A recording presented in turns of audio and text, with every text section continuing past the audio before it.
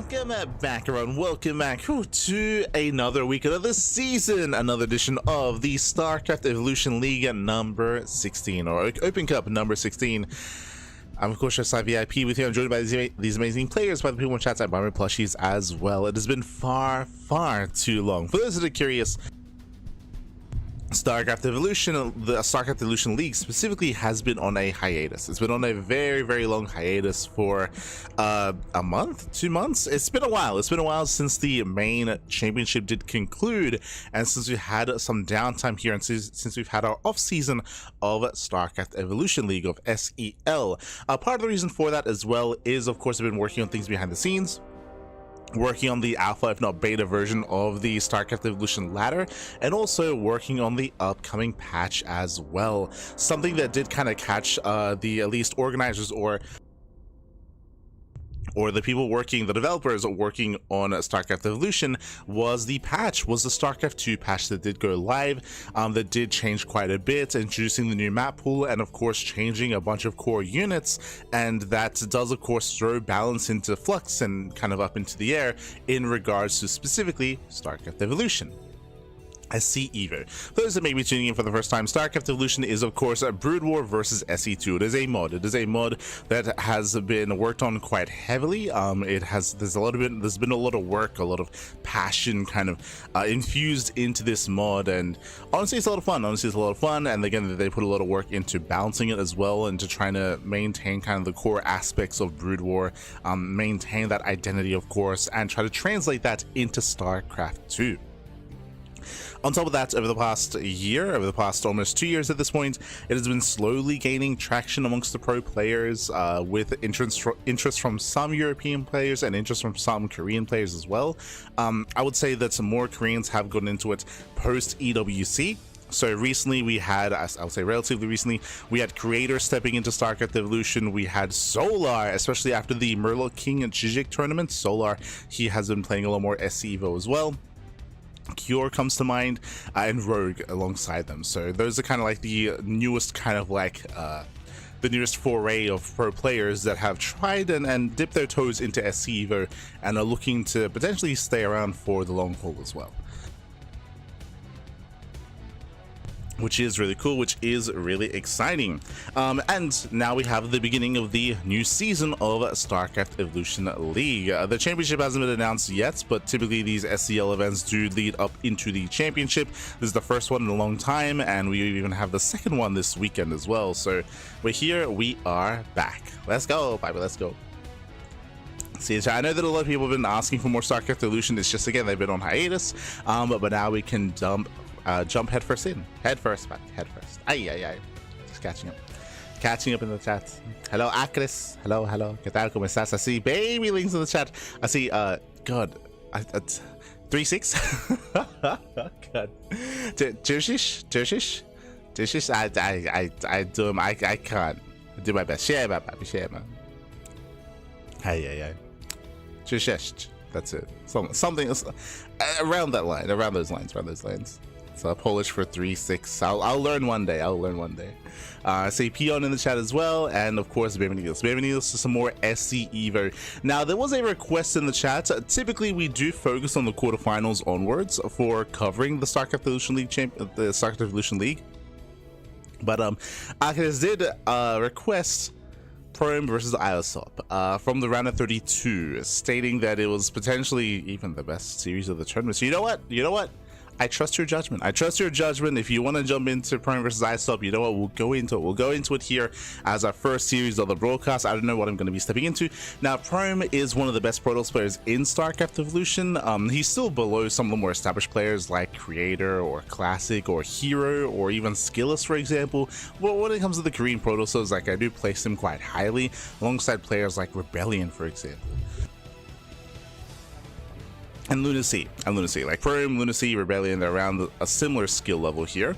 Meanwhile, when it comes to ISOP, if you know anything about, or if you've been watching the podcast, then you would know that ISOP has been improving quite a lot over the past I want to say recent weeks, if not maybe the past month, maybe the past 2 months, it's been surprising to see the growth of ISOP. Just out of nowhere, specifically in the CIS region, he's been improving a lot, getting better and better results, even taking it to some of the more established players as well. So we've had a very quick and a very fast growth period here for ISOP, and we'll see how that translates to Brood War or to StarCraft Evolution. Let's go. Let's go. Let us find out. As we are going to be jumping into game number 1, it's going to be on Keras Passage. The other exciting thing, of course, as we enter a new season is a new ladder map pool as well. So this is a map that I've never experienced before. I don't really know what I'm getting into, and we're about to find out together. Here we go. Spawning in the top left-hand corner of Keras Passage SEL, we have the pink Protoss player. We have the pink Protoss himself, representing among SSU people, the South Korean Protoss. It is a Prome. And spawning in the bottom right hand corner, we have the red Zerg player representing 3D Clan. It is Ilsa.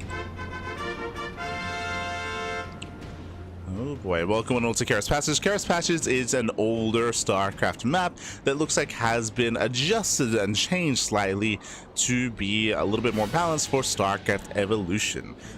Interesting for us either.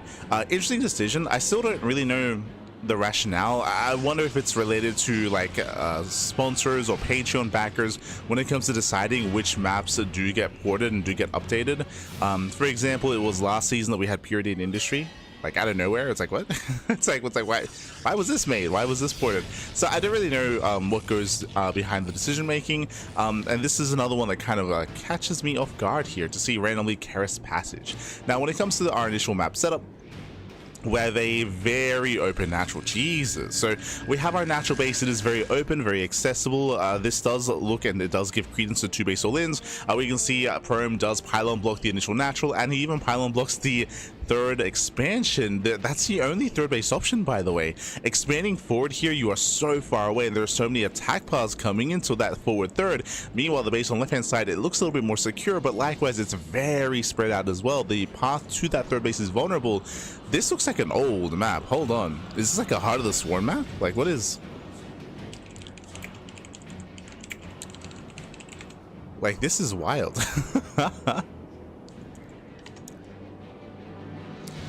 Keras Passage, use an SE Evo,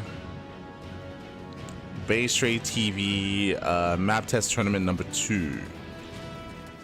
This was in 2017. Okay, so this map was made back in 2017, was made quite some time ago. Looks like Keras Passage never made it into the main ladder map pool, was more of like a TLMC map basically. Yeah, that's. I mean, I know that Hyper One is very close to the map maker community, so he would have to be to get his hands on Keras Passage of all maps, just because this map is so old and so unknown specifically. Because I say this is TLMC. I don't even think this was a part of TLMC. Crazy.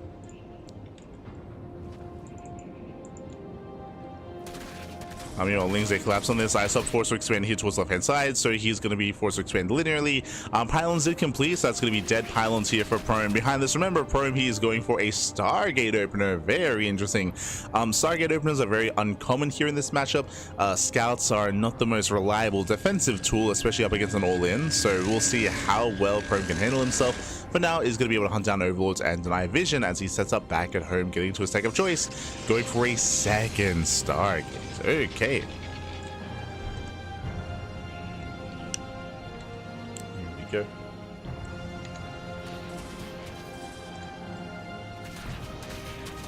Muy bien, con esas. Bien, papi, bien. Recién comí mi desayuno. I'm full of energy. But the overlord is going to be hunted down. Again, ISOP is joining, ISOP is saturating, building up in his 3 bases. Close, yeah, close enough, close enough. We got there. So a couple of things here. One, because the Overlord just got sniped, it means that ISOP cannot get into the main, which means he will not be able to scout the second Stargate and the mass scout that is going to be building up here. If you're a little bit unfamiliar, the scout is, I mean, I just kind of gave reference to the Void Ray. The scout has really nice anti-air. It does have a decent, as a result, it does have a decent role when it comes to anti-air. Not as amazing as a Corsair, for example, but you know, it has its place. And I believe the scout was even buffed in latest patch just because of how poorly it was performing against mass muta, so its uses and its play has been increased. Meanwhile, we do snipe one of the queens. I see that, I believe it 3-shot drones. Yeah, 3 shots. So it does 3-shot workers. 2 drones going to be going down, diving on the queen. Second queen has arrived, and so far we do manage to get some decent damage here, getting up to 4 drone kills. Yeah, 4, 5, 6 drones going down. Bearing in mind there's no recall. Remember, there is no recall, so these scouts have to be even more careful when it comes to escaping. They do pick up another Overlord. Another Overlord goes down, and more scouts have arrived. Hunting down even more Overlords, getting 3, getting up to 4 Overlords. Supply blocking Alsop. Okay, let's go.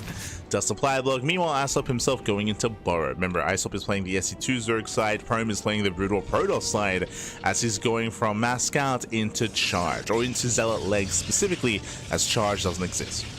So we're going into Zealot Legs, going into potentially Storm as a follow-up as well. So Prome is switching into a ground army, and so far he's done well for himself. Looking at the unit slots tab here, getting 4 Overlords, getting a Queen, getting 6 drones. This is good damage. Can we find more? Can we find more as Overlords are forced to be pinned back? I will say there are some exposed Overlords here, and considering the anti-air burst damage of the scouts, we can hunt down some of these Overlords. Like, again, they're a little bit too careless in their placement, and we'll see if Prome does take advantage of this opportunity. And speaking of, he sees him. Does spot the Overlords. He stacks up. And he 2-shots. Yeah, he 2-shots the Overlords. Gets 1. There's a transfuse. Despite that, 2 Overlords do go down. Nice pickups. So it does catch 2 more Overlords. Behind this Prome, he is switching into, remember, his High Templar building up. Research, still no research on Storm, bear that in mind. Also, it looks like Burrow was only researched from the side of Iosop to save his workers. It is a very fun, very niche way to save your units here, but you can technically Burrow to hide them. Oh, but the Queen does go down. We'll trade. Gets 1 of these scouts. Gets 2. Yeah, miscontrol out of Prome. He does overextend. Throws away 2 of those scouts, and Burrow is not being used. Oof. Yeah, Pappy, we researched Burrow. We can use that, Pappy. Aye, aye, aye. Catching more Overlords. At this point, does 3-shot. Yeah, 3 shots to Overlords. Oh my god. Denying the Overseer. And this again, this was on ISO. We did criticize his Overlord placement at the time. His Overlords were very exposed. That is on the Zerg player. Could have been pulled further. Even now, they're still exposed, by the way. Like, they're still out in the open here. They're still vulnerable. Jesus. I mean, at this point, the scout count is low enough where he should be okay, but yeah, I would say a little bit careless when it comes to that placement. Specifically referencing that they aren't necessarily protected by spores.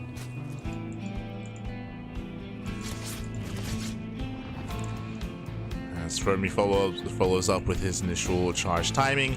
Storm was never researched, so it looks like it's just going to be Archons. So there's Archon supports, there's Legs diving on top of the Queens, Hydras are still on the way, and even if they pop out, so there's the Barge! Finally! Finally, Barge is utilized. But the army has arrived, and we can just keep pushing. At this point, Asopi should not be able to hold on. He's losing more Overlords. Zealots take it into the mineral line, they dive on top of the Queen. Again, we can try to Burrow to save some units here, but the main army cannot be dealt with. Not like this. Oh, there's the Burrow. There's the Burrow in the mineral line. Again, saving what he can. And Hydras are slowly amassing. Okay. Hydras are building up. Oof. A nice kiting here against the Zealots. Very nice Sim City here at ISOP as well. Very quick reaction to set up here on the high ground. Very nice. Otherwise, he would be dead. Like, that would have been the death of everything then and there, but he does barely hold on. Very impressive, very quick moves. But Prome is not done. Prome is still rallying. Still rallying across. Now he's going for the third base. Again, the third base is isolated. Drones are going to Burrow. Oh, good. Well, no, we got a barrack. And again, Prime, he's just overrunning. At this point, he can just aim move map. He can just aim move across the map. The expansion will fall. Now, no spells available here yet. So there we go. Storm is on the way. That is going to be a secure way to deal with these borrowed units. Technically, the Archons could deal with this as well, or with some inadvertent splash damage.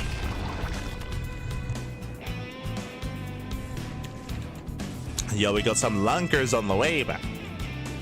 Got 2 Lurkers on the way here from myself.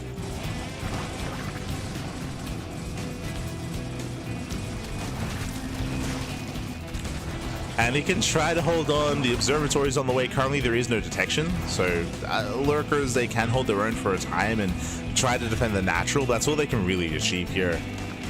And even then, we may even just see Prime ignore them and just rush in. What's the plan? He tempted.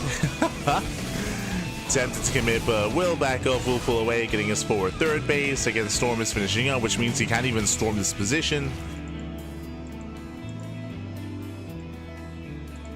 Comes the Observer. The upgrade I'm a little bit less familiar with, but it looks like maybe Calderan Amulets, and it looks like it might be the energy upgrade for the High Templar.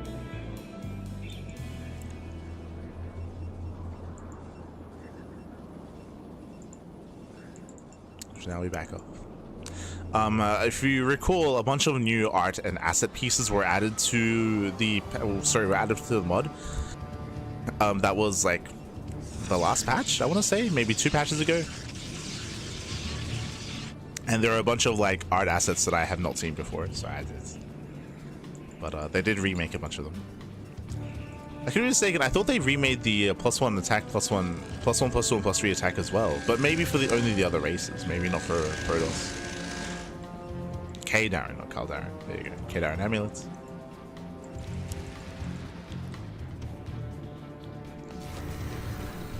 Yo, we got Dragoon range on the way.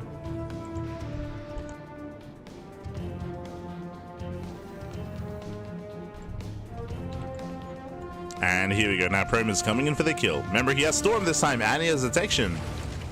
The Observer has arrived. Detection is available. Remember, the one reason why he couldn't end the game earlier was because there was no Observer, right? So you had to wait for the Observer. Oh, no! There we go. The Storms do land. Oh, it does throw away 2 at Tempo, which weren't able to land a single Storm, though.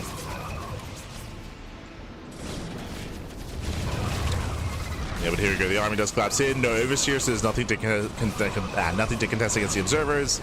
Zelsa just run past. And Prime, he can still just move back.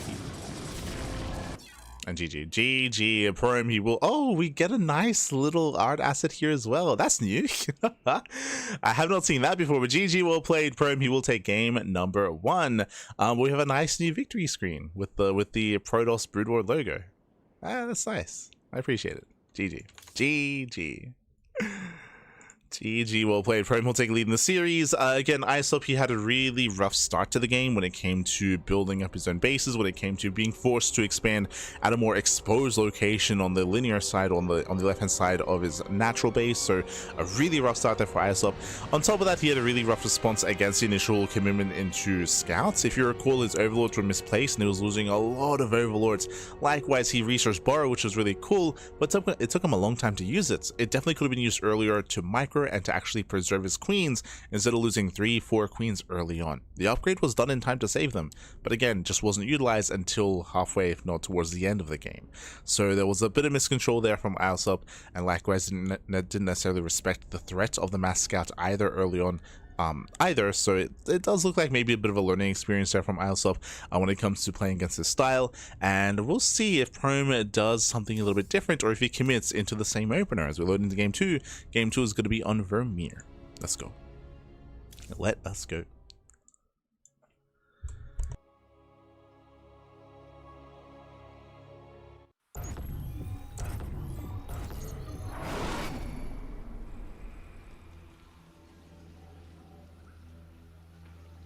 There we go, and spawning in the bottom right hand corner of Vermeer, we have the pink Protoss player, the pink Protoss himself, the South Green Protoss, representing among SC2 people leading the series 1-0. It is Prime.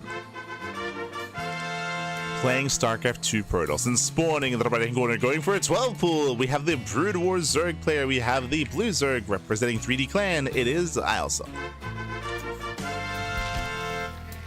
Here we go. And also a big shout to Ari up in the chat for the 100 bits. Gracias, gracias. Animo, amigo. Gracias, gracias. Do appreciate the support. Do appreciate the love. Hope you enjoyed the content, the casting of the StarCraft. Hope you enjoy. As again, we are going for the 12 pool. Isop is going to commit. First things first, we're looking for our opponents. Remember, this is a 4-player spawn map. So Isop, he scouts, but he scouts top left. Meanwhile, Prome, he does scout bottom left. So we're scouting each other. We're trying to find each other. The Overlord is making its way here towards the bottom right-hand corner of the map.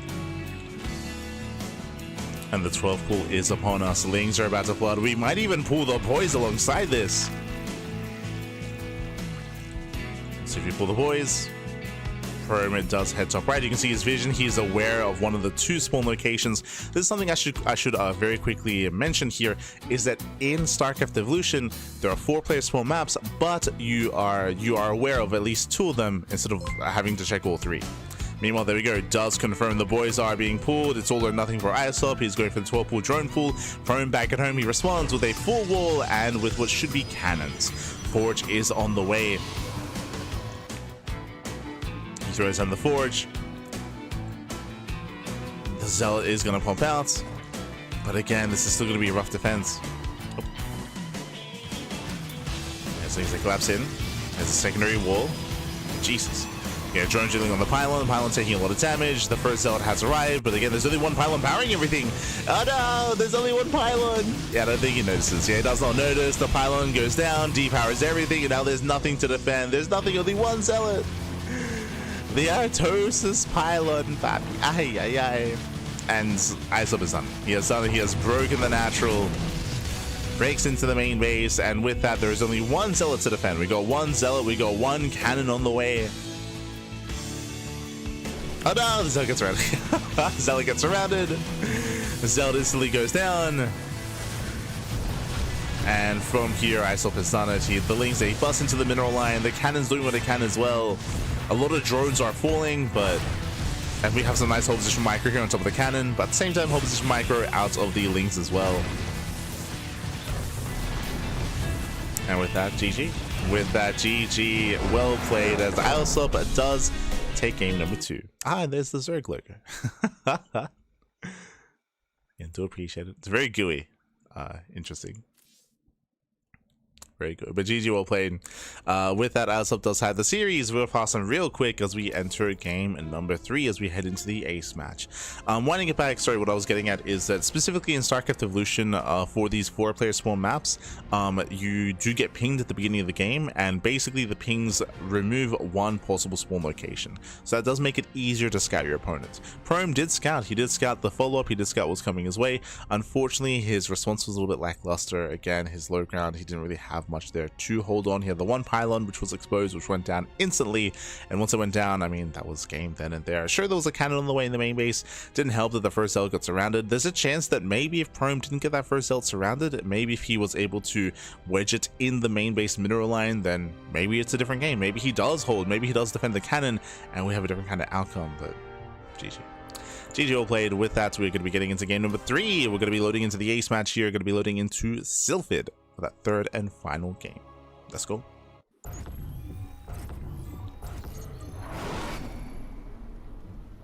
Here we go. And spawning in the bottom right hand corner of Sylphid. Bearing in mind, this is a 3-player spawn map. We have the Brood War Protoss player. We have the South Korean Protoss representing among SC2 people. It is a Prome.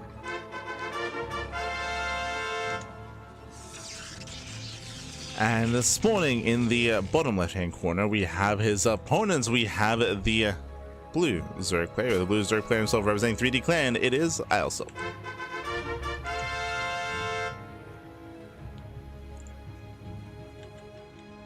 Here we go. I see Hellodale talking about the Scouts. Scouts actually were not supposed to be Riddle's worst units. Specifically, the Scout was changed to actually be viable. Previously, it was a little bit more, as we're going for a cannon rush, by the way. We're going for a cannon rush, and we are setting up here on the low ground. It looks like Prome has found his opponents. Yeah, he has. Blocking the natural, setting up for the cannon rush here at the new unnatural natural location, but specifically winding it back a little bit, the scout anti-ground attack was pretty pitiful initially, and the issue with that meant that Stargate openers were not really viable because you could just all in, and the scout anti-ground damage was too low to the point where you just couldn't defend, right? Again, that's why I was comparing it to a Void Ray, where a Void Ray is, at least can be a defensive tool in that kind of situation with a Stargate opener. But that was not the case in StarCraft Evolution. The Scout just wasn't really up to par. So they did decide to increase its anti-ground attack to make it more viable as a defensive tool if you do decide to open up Stargate. Just to make it an option, a viable option.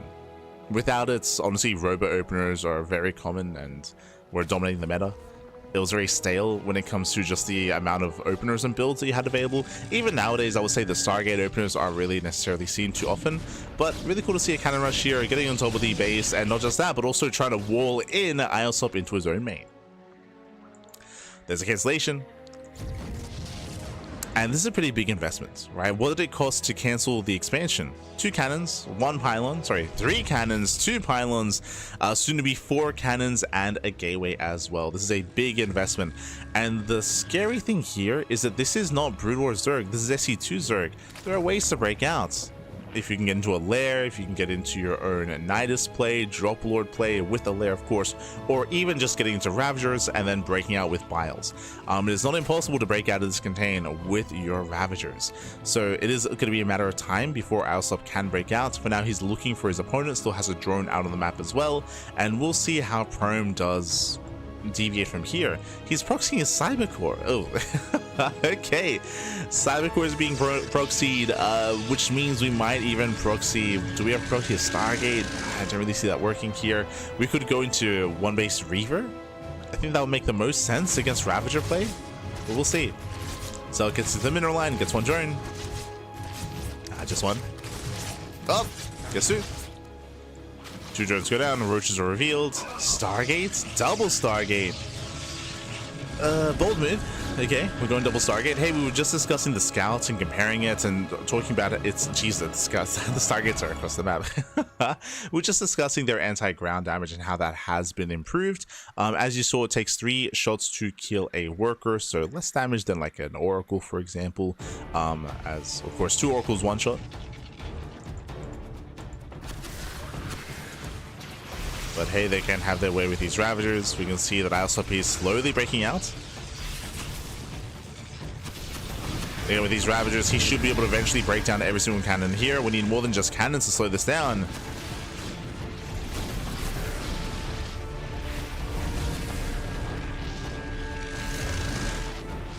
Let's get another cannon. We have mass scouts that's building up. Okay, we're down to 2 cannons. Now, is there a world after we break out of this? I don't know if there's really much reason for Ailsop to actually rush. Oh, sorry, he scouted the Stargates. Okay. I was gonna say I don't know if there's much reason for him to ignore this and then just rush in towards the Stargates after he kills the cannons. But we'll see.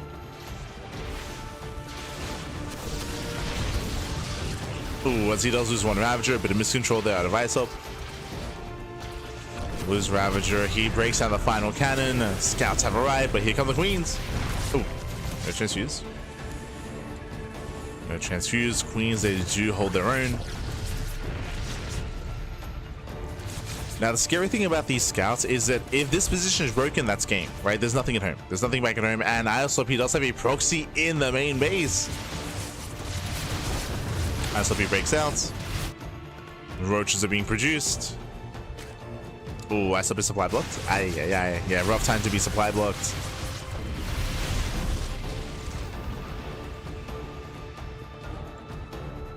Remember, there's nothing at home.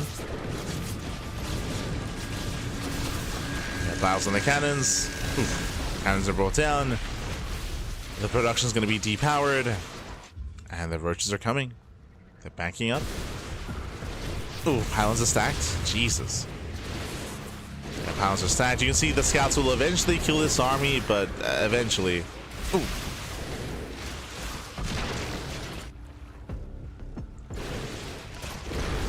As we're not going for the pylon. Happy. There we go. Okay, pylon goes down, depowers the stargates. At the same time, roaches are still amassing. We do see that Prome, he does spot it. Did he notice? Did he notice the hatchery in his own main? Yeah, I think now he does. But it's too late. The roaches, they waddle in. They head into the mineral line. And probes are being focused down.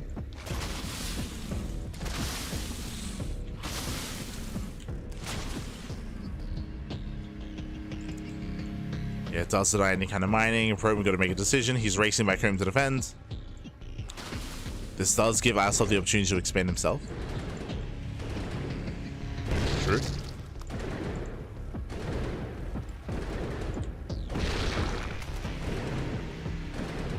He's 3-shotting roaches, okay, with 4. 3-shotting the probes, they do turn back around.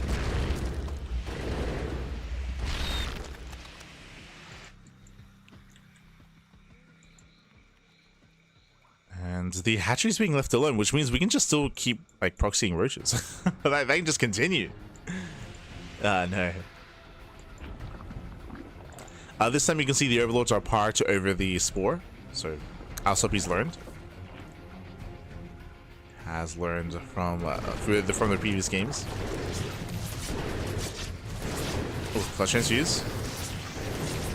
Clutch transfuse. One spore does go down. He's going straight for the queens. We'll lose 1. We'll lose 2 scouts. Oh, it drags into more spores. Maybe the second scout does fall. Roaches, they once again get into the mineral line. They get in.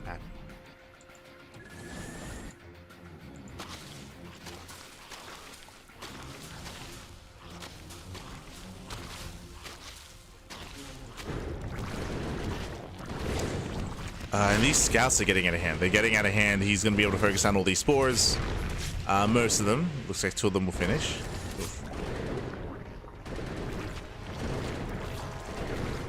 He's going to be trading. Does trade once again. 0 economy back at home. Oof, as he's going to lose another scout. Another scout goes down, and potentially another. Barely does pull away. And with all those dead queens, with the dead spores, I believe Prome, he should be able to pull this off. It is getting close. Oh, we're losing a nice retarget firing. Yeah, nice target firing. I hope he does focus on 1, 2 more scouts. Ooh, 3 more scouts. Down to 3. Spores are finishing and he cannot defend. At the same time, we do see another roach in the mineral line. Prome, he's broke. He's broke, papi. And this just comes down to Prome refusing to deal with this hatchery. I understand some of the logic here. Because he wasn't focusing on this hatchery, it means that, or because he was across the map, it means that ISOP could never expand. I feel like he could have, but again, Prome chose not to deal with this.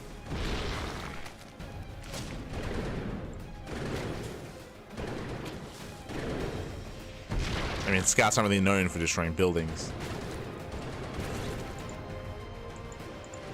There we go. Finally, but this is after so much economic damage has been done. Prome down to 9 workers. His economy is worse than his opponents.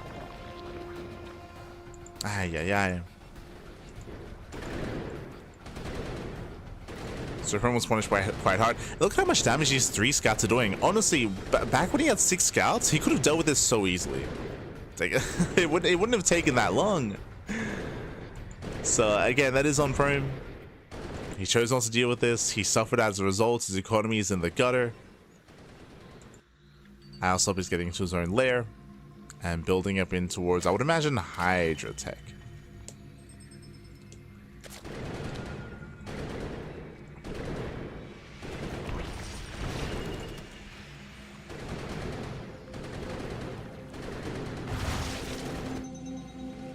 As roaches are on the way.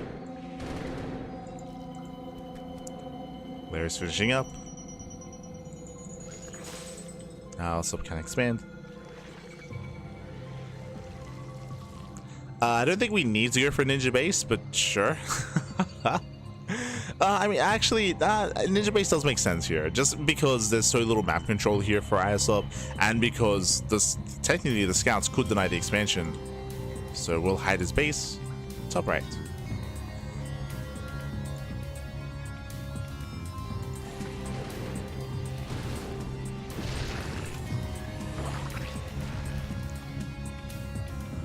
Does hide the expansion.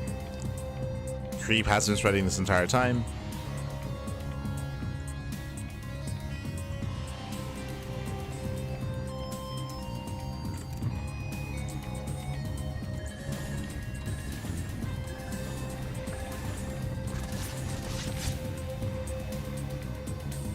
Why are the base locations so weird? What do you mean? It's standard? It's a 3-player small map, if that's what you're referring to. So you can spawn in top side, bottom left, or bottom right. So locations are where they should be. There we go. It is going to be, it's a 2-base Hydra.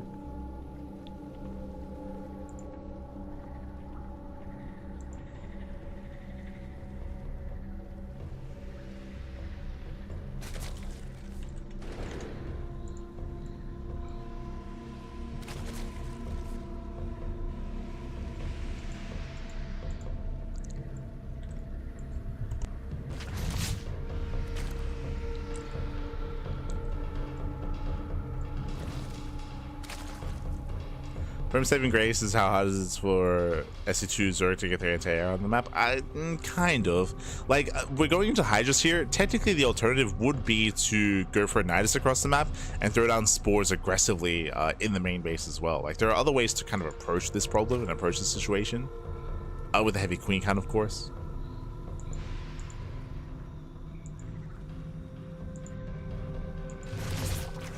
But from your ISOP, he's droning, he's saturating. Getting further ahead economically. Perm has yet to expand, and it looks like he's trying to switch into ground, but again, his gateway is so late. He has to get a gateway, then his cyber core, and it's... Technically, in Perm's mind, he may think that he could macro out of this and expand, just because he doesn't know that there is a second expansion.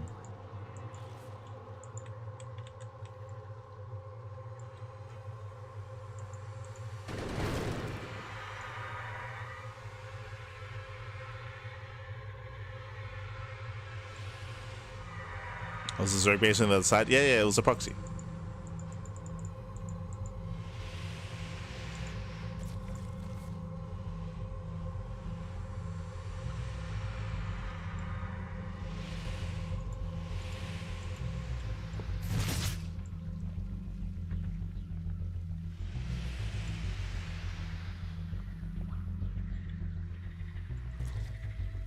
So building more Hydras. So far we have 12, so it'll be 14 Hydras out for Alsop.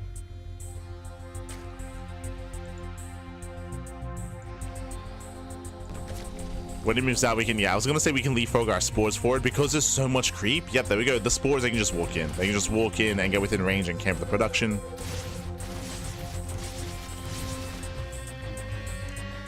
So the spores whittle forward. Meanwhile, top right has been found. It does find one of the mining bases. But the production will fall. Now back at home, it's going to be double robo. Oh, okay. Double robo production. Bearing in mind that we need a bait to actually make anything here. Remember, this is not SE2. Like, there's no immortals. You need the bait. What I'm getting at is it's more delayed. It's even more delayed here for Prime. Alright, just moving out. That would be the time. Prime is throwing down this wall of cannons. He's walling up. Does ISUP have enough to break this position here? He will scout with the changeling at least.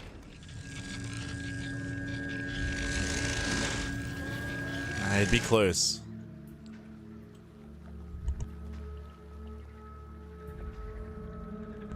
He's going for it. He's going for it. Reaver production has begun. Making 2 Reavers at a time. Bearing in mind he has to build Scarabs as well. Like carriers have to be built. Oh! I Damage revealed. Assholes moving in. It gets the Overseer.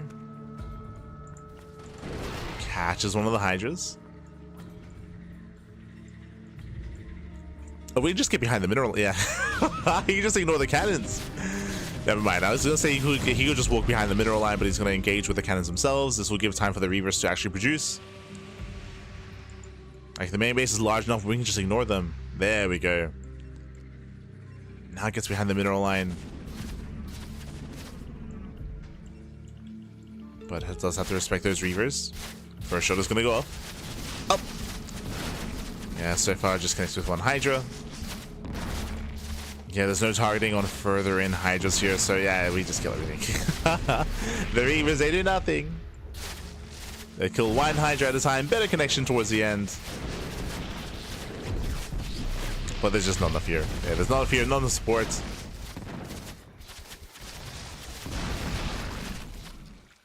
As Reavers, they're holding their own, but now there's no economy. So over time, ISLP can just get his natural up and running, build up a greater army. For him, at this point, he's huffing some real copium. Oh god. Ah no. Down to 0 economy.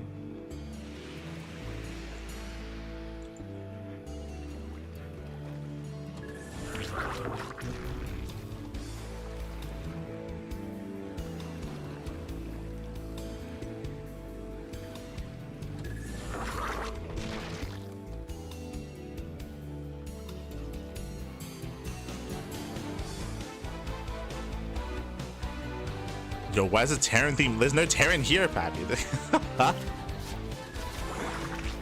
As Pro moves out with his final army. Let's go. The Fungal does catch a couple of scouts. 2 scouts going down. We're playing with 7 scouts, Pappy. 7 scouts left for Prone. Couple of Reavers.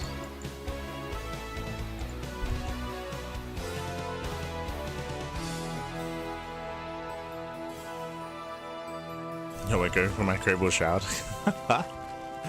I mean, true, does work in this position, I guess.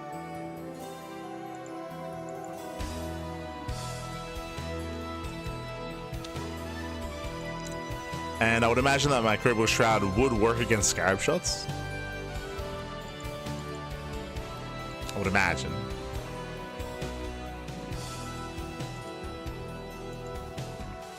Assuming the Scarab shot does count as a ranged attack.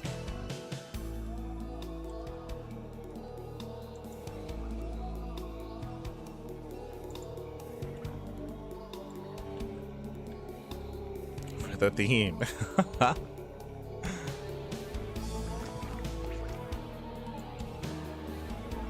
As yo, we're back up to 9 probes. Let's go, man, let's go. He's slowly building up his Reavers. He's got a third Reaver on the way.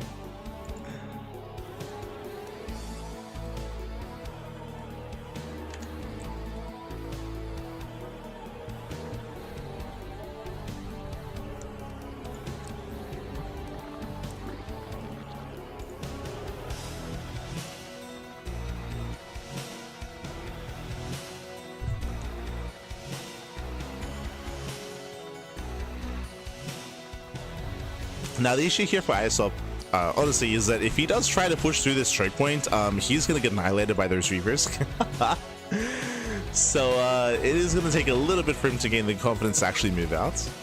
Yo, we got Neural on the way as well. Let's go. Get Neural the Reavers.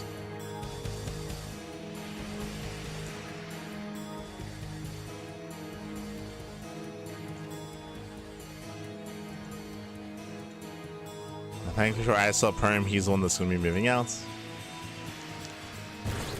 Gets spotted by the Changeling. ISLP moves in to intercept.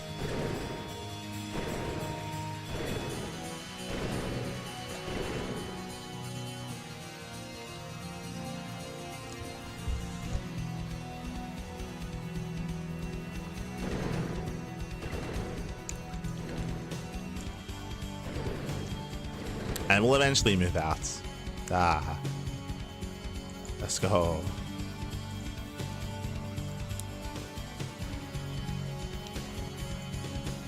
Jesus. Again, I'm not 100% certain whether or not my Turbo Shot affects Scarab shots. I mean, that's quite a lot of Scarabs available. We're gonna be seeing 5 shots going off at once. Like that's actually insane.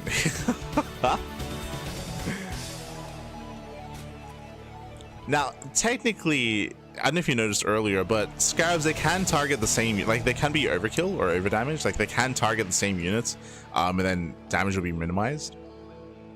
So depending on how the shots go off, like this might be devastating. This might just all target like 1 or 2 units, and we get minimal damage instead.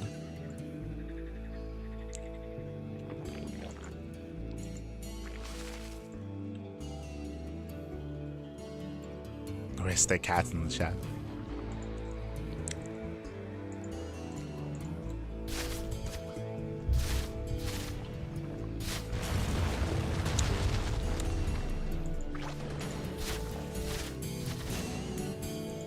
I saw we don't have to be so scared, Pappy. I believe. I mean, it'd be easier if he had Ling reinforcements. He has no Ling speed, unfortunately. But with Lings, he can bait out the Reaver shots and close the distance, instead of having them target the Hydras. Likewise, we can try to tech up in towards Hive Tech and work towards Viper production. That'd be another secure way to deal with Reavers as well. Oh, we can be fancy. We can burrow under the army and go mass neural. Ah, never mind. There's an observer. Never mind. There is an observer. Cuidado, papi. Cuidado. So he leads with the infestors. Get spotted. Yeah, get spotted. And this is what I was worried about. Shots are gonna be going off. They shut down the infestors. Oof. And these Scarab shots, they should clean up all the Hydras here, and they will. Every Hydra goes down. Again, a bit of miscontrol here by Islop, leading with the infestors of all things into detection. So that was a really rough fight. Yo, where are we going? Losing all the infestors initially. The Reavers, they stand their ground. As we mentioned before, ideally we have Lings here to buffer, to tank those shots, to allow for the Hydras to actually deal damage in the back, but again, it's just purely Hydra Infestor. So the game will continue, by the way. Game will continue. You can't just aim it in, Pat. Thankfully, we do have the Hive on the way, and we did mention that, especially with the lack of anti-air now there's only 2 scouts, Vipers should be a secure way to just abduct and pick away at the Reavers one at a time, right? Like Vipers, like getting 4 Vipers here would be ideal. Just need that Hive. There we go. Now we have Ling speed on the way, so I hope he's recognized, like, oh, I need to like refine my composition, get into Ling Hydra, build up more bases. Now we're back here. When not necessarily. Like Prome is still on a 1 base economy. Like, he's mined out of his main. Like Prome, he's still on a 1 base economy. Prome still has no momentum, but Isop also can't kill him. So we are in a weird game state where Isop needs to refine his composition. There we go. We have a 1, 2 Vipers on the way. All we need is additional a couple more Vipers here to be able to shut down the Reavers. Couple more. It's pure Reaver. No.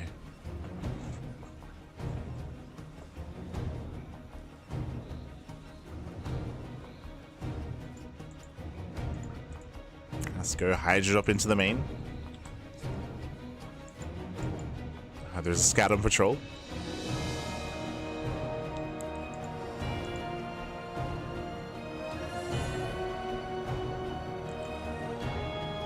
And the drop is denied. Drop is denied. I just forced to unload. Perm, he's built up to how many? 7, soon to be 8 Reavers. It'd also be with his mutas. True, yeah. I mean, remember, the Stargate was never rebuilt. So switching into Spire instead of going into Muta. Instead of going to Hydra, but I mean, he has to go into Hydra initially. I feel like a Spire transition would be a little bit difficult just because of how gas intensive it would be, considering we already invested into the Hydras, but true, technically could also work.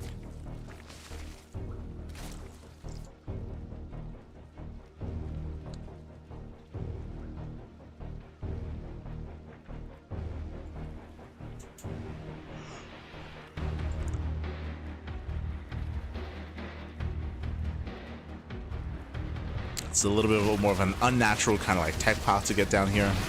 If we get there. No, the juggling.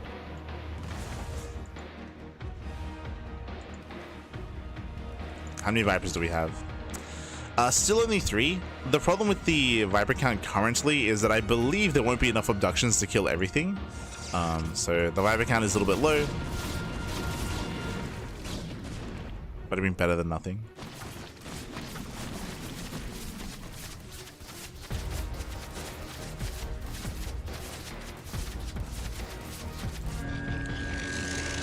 I just drop in.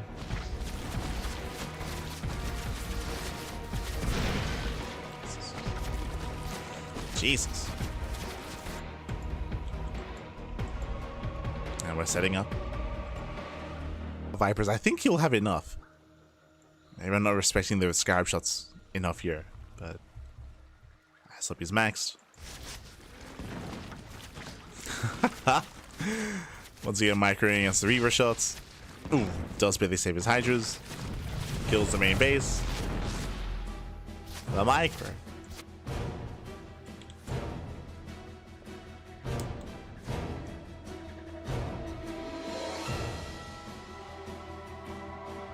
And we're just waiting for Islop to pull the trigger here. Even if he doesn't kill, like, he can still remax, right? Like right now, Islop, he's hyper fixated on the micro in the main base, so he's still not pulling the trigger. Just send it, Pappy, and then remax after. You can do it. I believe in you. Ah, there we go. Finally he lost the Hydra. So finally, basically he was focusing his entire micro and attention on the drop. The drop gets dealt with, and now he can move his army in. Heads straight into the natural. Oh, waste an abduction. Uh-oh. And the abductions, they do matter. Not up! Up! Does he connect? Barely done. Jesus. Where the Vipers go? Where are we going? Where are we going? No, come back. Vipers, we need you. It should be fine. It should be fine. Gets into the main base, should kill everything in the main. Por favor, Vipers. Por favor. Jesus. Yeah, you can see the Scarab shots get wasted on the Lings. Now they break through the Hydras. Where are the Vipers? Where are the Vipers, Pappy? No! God, it's almost all the Hydras go down. There we go. Lings, they do flood out, and it is still going to be enough. Not the prettiest fight, but GG gets caught. We never use the Vipers, Pappy. We literally never use them. It's fine. GG gets called. And I saw people take the series 2-1. GG. They're clowns, Pappy. They're clowns. GG, well played. Congratulations to ISLB. He does take the series. An interesting series is what I will say. I think it was most fun of game 1. I think game 1 was the most interesting game, just because it did. We were able to see a bit of a more unique build in ZVP. Game 2 and game 3 were a little bit more nonsensical, but it was fine. It was but I appreciated the game on Karis Passage for sure. Did appreciate. GG well played. With that, ISUP does advance on into the next round. And speaking of the next round is when we can focus on some of the other players ahead of us. Here we go. Up next, we have a TVT between Taeja and HonMonO. I'm assuming it's TVT. I do know that Taeja has been playing a little bit of Protoss here and there, and playing Protoss against Terran instead. So we'll see if he does end up race switching mid-series or if he commits for Terran. See if he commits into Terran. Let's go. For those who are curious, for those that are maybe a little bit out of the loop, Taeja has been competing for months at this point. It's been quite a long time that he has returned to the game, has been playing, has been competing. Bearing in mind that Taeja is only with us briefly, as he did, I believe, conduct his, not military service. It was, I think his public servant exam. He's just waiting for results to come in before moving on in his career, moving on in his life. So he did say that while he has some downtime, while he's waiting for those results to come in, and while he's waiting for that to be finalized, he is able to compete and play in StarCraft Evolution. So we have him temporarily. We take what we can get.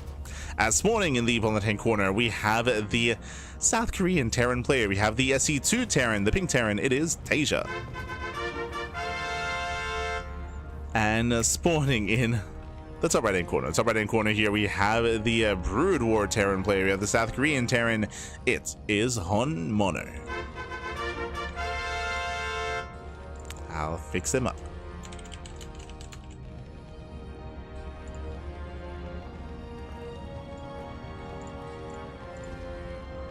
And there we go. Here we go. So we're getting into our TVT. HonMonO going CC first. Okay, so going for the passive command center here on Mothership, going for the CC in the main base. Very greedy build out of HonMonO. Meanwhile, Taeja going for something more standard here, as Taeja has yet to scout and confirm where HonMonO is. Neither player really. Welcome to Mothership. Mothership is a 3-player small map, but very large map. The map pool, long rush distance by ground, very open third base, very open fourth base, and also a 3-player small map. So our players are looking for each other. This is why HonMonO, he is one that can, or in general, you can cut corners, be greedy. It is a little bit risky just because it is harder to scout if your opponent's going for an all-in, but HonMonO is assuming that Taeja wouldn't all-in. So he's cutting some corners and rushing into that CC. Following it up with Bio, we have 3 Araxes as a follow-up, getting into an earlier, what looks to be a stronger stim timing, so building up his Bio into the academy.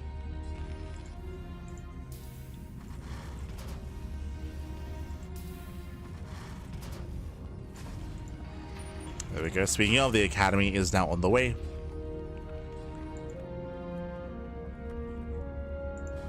Working towards his bio upgrades. Meanwhile, Taeja back at home, just going rack expand, scouting, checking top left, and now scouting and checking top right.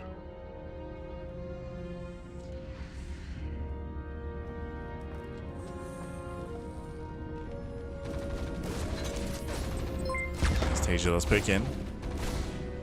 Does scout. Taeja, he sees the timing of the command center. He now knows how greedy HonMonO has been.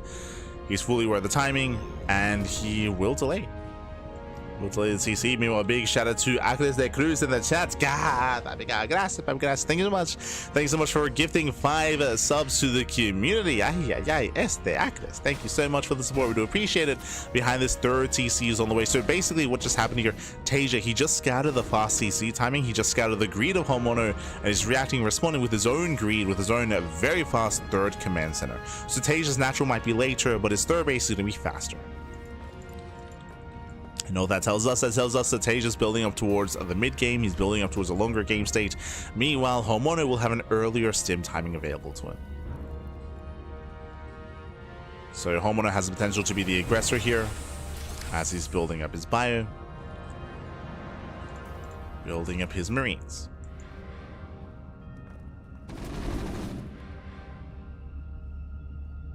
Being a good sport. It's all good, papi. Como siempre, papi. Como siempre. Always here for SC.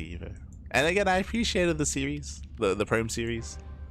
As I mentioned before, like, I was most fascinated by Game 1, by seeing Prome go double Stargate into charge and actually have it work quite well for him in a more standard game. Again, Game 2 and Game 3, they estaban payasos, papi. It's like... but it's fine. Taeja pulls away. Getting into his own bio tank, no mech. No mech, bear that in mind. The tank is set up, the bunker is ready. There's a sim timing here from HonMonO. He scans, he sees a tank, he sees a bunker, and HonMonO should not push. No shot, he should not collapse into this. No, it's 2 tanks. HonMonO is still rallying. Is working on the U-238 shells. Yo, that sound effect, it like sparks joy. the academy sound effect triggers like memories of playing the Brood War campaign, like 2003. Crazy.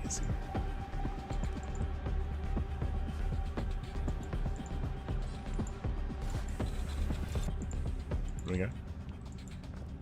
And Taeja still setting up. We do see HonMonO at least waiting outside to collapse on any kind of move outs, but again, HonMonO should never push in.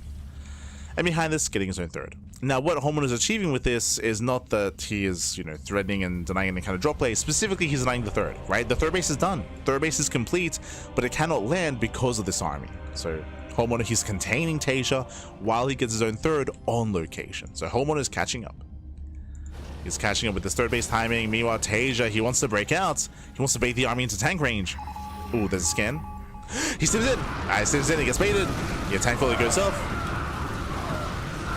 And Jesus, yeah, the tank shots are brutal here. One tank goes down, but alas, Taeja does hold on. Taeja does defend. We've got 4 Marines left. Reinforcements on the way.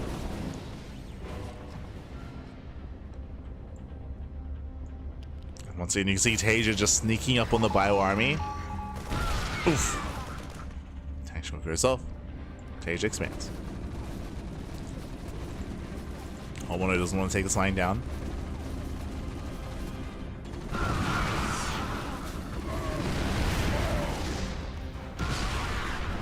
She's how Lunacy was doing on the SCV ladder too. Yeah, it makes sense. For those that are unaware, Prime, Lunacy, and Rebellion, they share builds, right? So if you see one of the 3 Koreans, and not even just them, it's Prime, Lunacy, Rebellion, Farmy. If you know who Farmy is, Farmy as well. Like, they all share builds.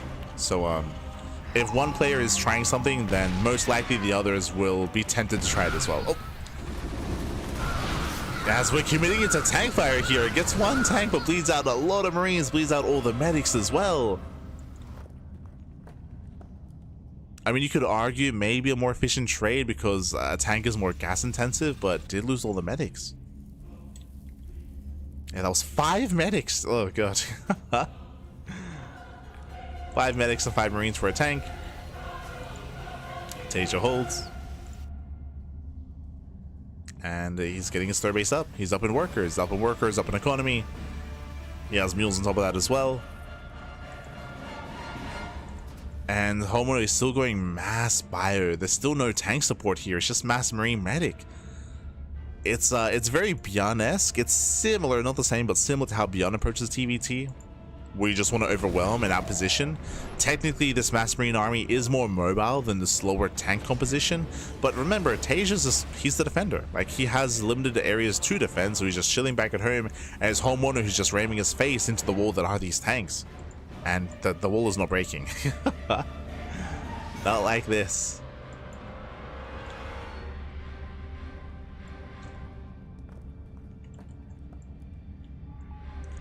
$2:15 AM, time to go sleep. Ah, buenas noches, buenas noches. Get some sleep, papi, get some sleep.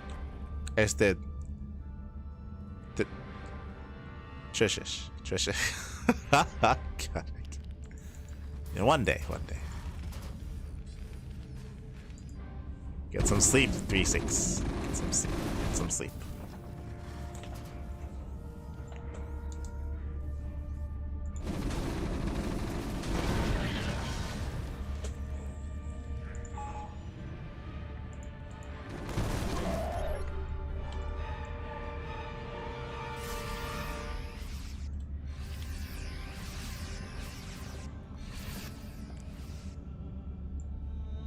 As Taeja finally breaks out from his contain, he still does leave the majority of his tanks back at home to defend, but he moves out with 2.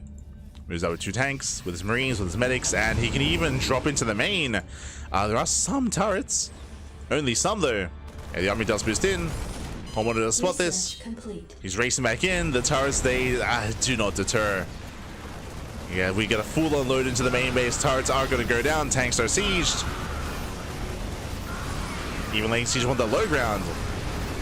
Yeah, gets one of the tanks.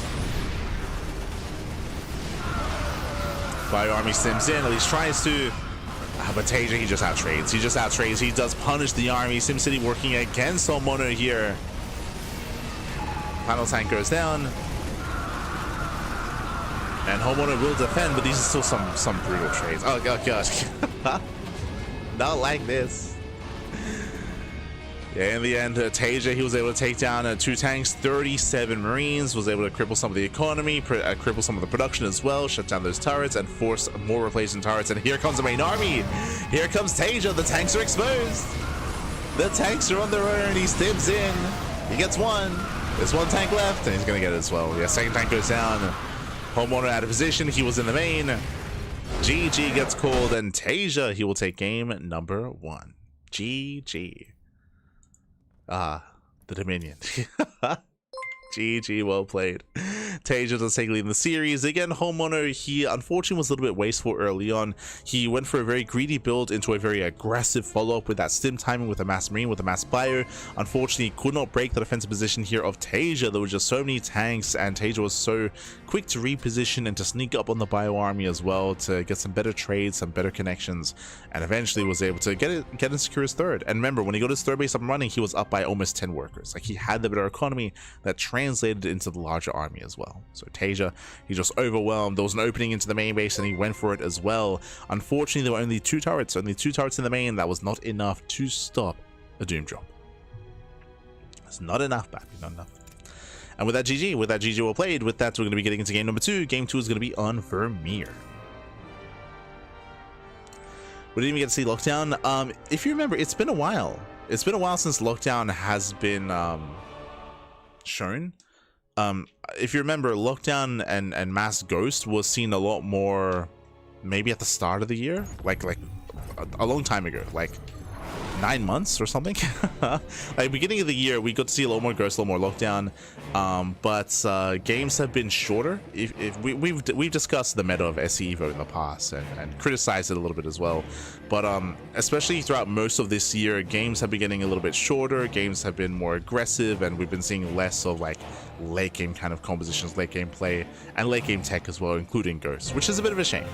But of course, the meta is shifting, and especially with the latest patch, I'm sure things will move in a different direction. For now, spawning in the bottom hand corner of Vermeer, we have the pink Terran player. We have the pink Terran. We have the Brood War Terran leading the series 1-0. It is Taeja. And spawning in the top right hand corner, we have as opponent, we have the red Terran player. We have the South Korean Terran. We have the SE2 Terran. It is HonMonO. Here we go. I will quickly say as well that part of the reason why games got shorter as well was, if you remember, the very long meta of the 2-rack stim timing, sorry, 3-rack stim. If you remember 3-rack stim, where for Brood War Terran and even for SC2 Terran as well, like Beyond and all the other top Terrans were doing this, where you just go for these really strong stim timings and you just overwhelm and excel and just kill your opponents, whether there was Zerg or Protoss, or even Terran at times as well. And that was quite prevalent for a long time, and even now is still a viable opener and a viable build. I will say that we're finally kind of leaning away from that, and we're getting a little bit more diverse play, but that didn't help. that style was so prevalent for so long.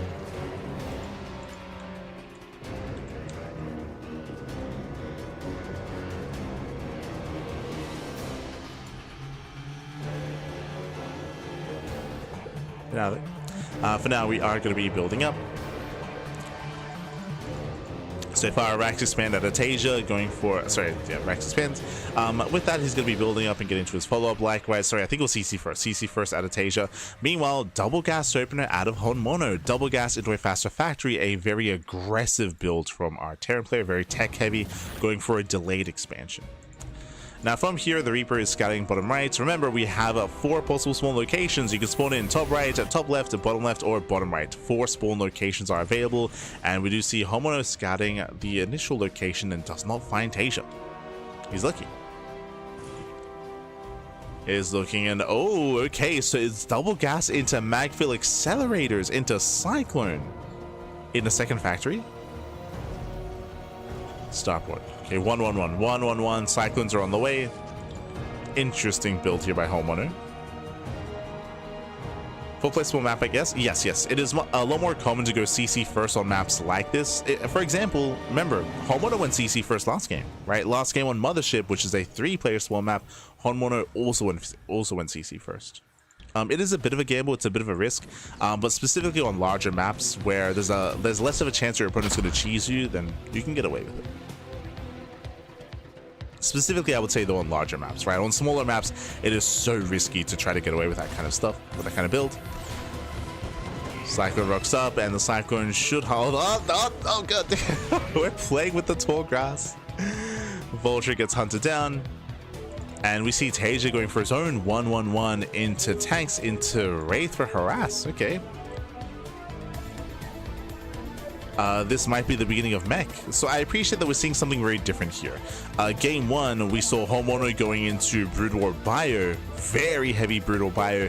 Here we have Taeja making tanks, and fun fact, HonMonO took him a long time to get into any kind of tank production himself. So very different follow-up. The Academy is on the way. Bearing in mind the Academy is for upgrades, yes, but it's also a tech path to make a comstat station. So you do need the Academy to make a comstat station for those scans, to get vision across the map. Meanwhile, HonMonO going for his own double cyclone drop. We have more cyclones behind this.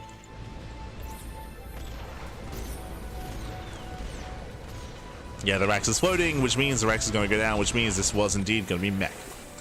So Taeja's making it up. Losing this Rex is brutal, though. He has to rebuild to make any more factories. So he's going to be stuck with one factory. Has to rebuild that Rex. Oh, as HonMonO is going into BC? What are we doing? So Magfill Accelerator Cyclones into BC production. Okay. Let's go. Taeja is going to be slowed down. Oh no! The Wraiths are somewhat in position. They go for the medevac. Oh no! Ooh, oh my god, does unload one Cyclone, the other not in time. Yeah, brutal loss there for HonMonO. His drop player has been shut down. Yo, the brutal OST. And the scan, no, the scan does miss the fusion core. Checking the vision here again. Taeja, he scanned the main base. He saw the tech lab on the starport. But for all he knows, that could just be a Raven, or that could even be Banshee play. He has no confirmation that it is going to be BCs. Alright, floating racks as well, so also mech. Quote unquote mech. Scan on the third. Ooh, second starport. So we're going into mass BC production, mass Sky Terran. Second starport's on the way. Race, they try to cloak, but oh my god, they still get punished. Nice lock-ons, nice scan. Wraiths are deflected. More factories are on the way. And Taeja still does not know what's coming his way. The BC is back.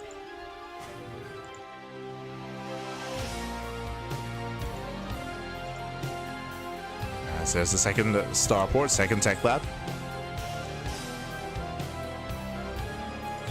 Taeja is turtling up and getting his own third base. He's walling up with his tanks. So getting his wall of tanks, getting a couple of turrets here and there.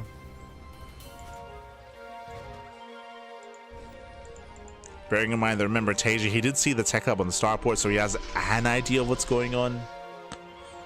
But as we mentioned, it could still be a Raven, it could still be Banshee play. Oh! Does try to poke in, scans the natural, doesn't see much. The beasties, they're hiding in the corner. They're hiding. And he doesn't see the fusion core, but he does spot the second starport. Okay, big scout. Big scout here for Taeja.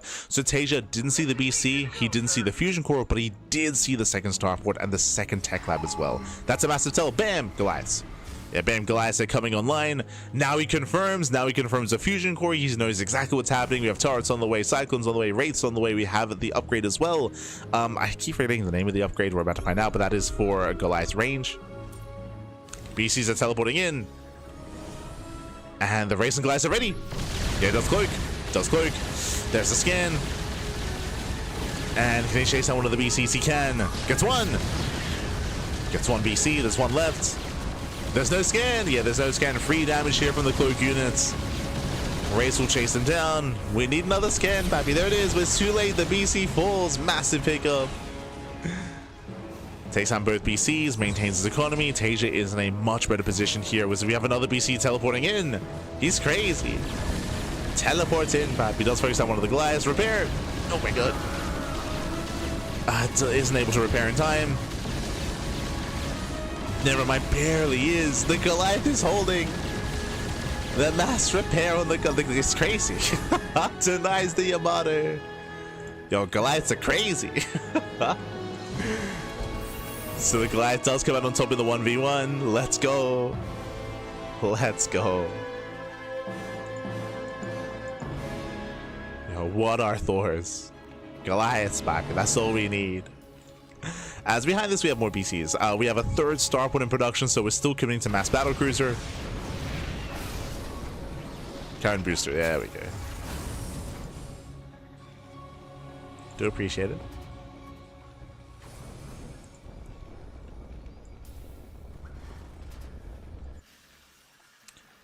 As we're building up more of our wraiths, we have ion thrusters on the way as well, embracing, you know, proper mech. Not forgetting about set vultures. Spider mines also research as well. And what I appreciate about HonMonO, you know what? He's committed, he's dedicated, right? He does not, Freddy does not turn back around. He is still making pure BC with some tanks. You know, there's a couple of tanks sprinkled in, but it's going mass BC.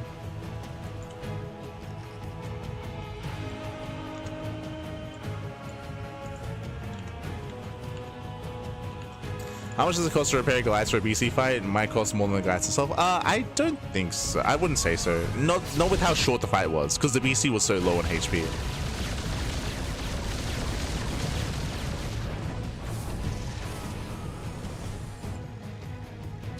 If it was a longer fight, then sure, but it was pretty short.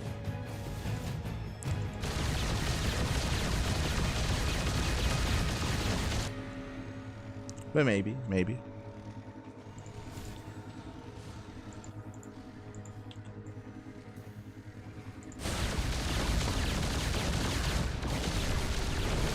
Gee, there's so many wraiths. We have 12 wraiths, Bappy. Meanwhile, the vultures, they wedge themselves in between the bases. Tanks do siege. We're lacking anti-air. We're lacking that anti-air. BCs are teleporting in. Yeah, the battle cruisers have arrived. Yamadas be popping up. The wraiths, they're late to the party. They're just now coming in. We need the wraiths back. And I was going for it. Jesus. The wraiths, they pick up some of the tanks. They're chasing the BCs. We have mass repair, but there are so many BCs and so many of them are low. Gets one. Gets one battle cruiser. Gets a second. 2 battle cruisers left. And the BC does tank. Mass repair is helping. Oh no, the vultures. Yeah, vultures come in. BC, oh, barely survives. Just barely. Repairs are pretty good. Repairs are pretty good with that. HonMonO, he does hold on, does survive. That was a lot of wraiths being thrown away. That was how many? That was 9. That was 9 wraiths being thrown away. Oh, Miss Rally. Miss Rally! No! Miss Rally's in.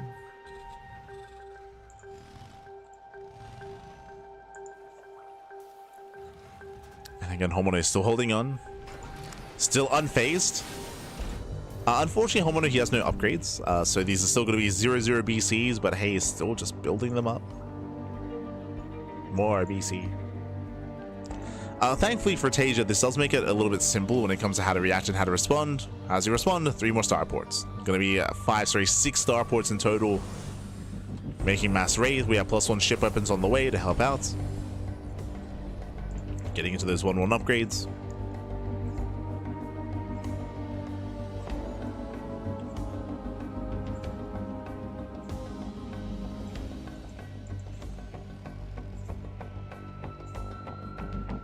SSU BC actually kind of, I mean, BCs are really tanky. They're really tanky, but the repairs helped a lot. Like the mass repair there just kept the BC alive. Bearing in mind that Taeja does have the greater economy, so even if these are quote-unquote inefficient trades, Taeja has a bigger bank to work with to rebuild, to remax, and to build a greater army. You can see that Taeja is almost maxed. Like Taeja is almost maxed out, and he'll be maxing with mass wraith, so he will be able to overwhelm, ideally overwhelm the BCs. And my apologies, he's going mass wraith into his own battle cruisers. Let's go. We're gonna get BC versus BC, the old versus the new. BCs are coming. Bearing in mind the BC has been changed quite a lot, and I can't quite recall the latest patch, but the latest patch did adjust the BC numbers. BCs, I know that they were arguably a little bit overtuned, just to help compensate the immobility of the BC. For those that are curious, the Brutal Battlecruiser is less mobile, right? It doesn't have tactical jump, it doesn't have teleport like the SC2 BC does. So because it's less mobile, they typically do compensate with more armor, more HP, with just a bit of a beefier kind of setup. But I do know that they maybe like overtuned it a little bit, and they did pull it back a little bit because of that. So I know that BCs they've been tweaked quite a lot over the past like couple of months. I want to say like the last 3 patches have like adjusted BC numbers time and time and time again.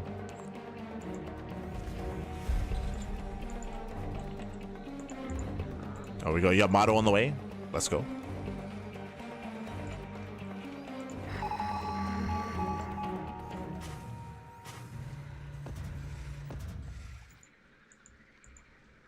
With the strong single target attacks, kind of like the way that you would approach the fights. Remember, the SC2 BC is more mobile, so what you would do is you would engage, you would mash Yamato, and then teleport away, right? So you get your Yamatos off, you teleport away, you repair, you recover, and then you can engage again, right? And I would argue that with the SC2 BC composition, you do want to go for more hidden run tactics sort of thing.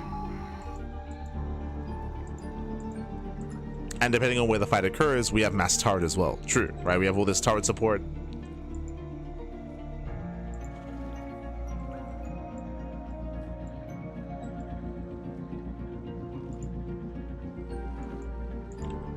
But I would agree with you though that like if they're forced to fight head on, if they're forced to clash into each other, I'm pretty sure the Brutal BC should come out on top. Upgrades are also in favor of Taeja.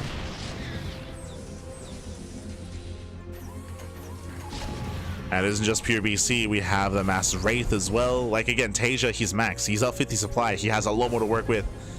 Did I just hear a teleport? Oh my god, we're going for the base trade. He teleports across he's crazy. Yeah, we're coming to the base trade. Here we go. We do see Taeja, he commits in. Turrets are gonna go down. These BCs will overwhelm. And we're going for the starports. Okay. He's going directly for the starports, denying some of the upgrades. And Colossus Reactor is denied. There's a scan. Mash Yamato here on the Wraiths. Oh my god. Going for the defense matrix, but I believe the BCs, they should come out on top here. And they will. Yeah, they will. I believe that was two BCs going down. Yeah, 2. So 2 BCs fall. Wraiths have been shut down. Again, BCs, they came in the production. They came in the starports. And once again, they do teleport stage. Oh no! Teleport away! Oh my god. Does teleport.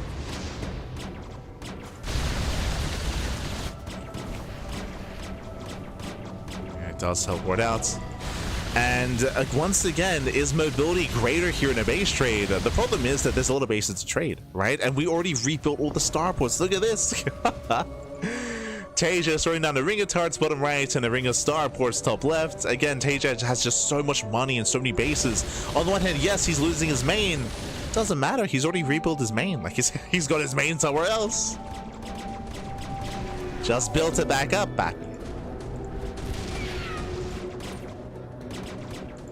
Now we do see a scan bottom right, so we do see a teleport. Alas, he's aware of the bases, but he doesn't know where the production is. You see HonMonO is trying to deny some of these bases, trying to deny some of these turrets at least.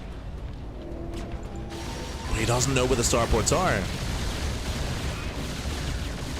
Oh, we can see HonMonO is rebuilding his own main as well. He's rebuilding the main base of Taeja.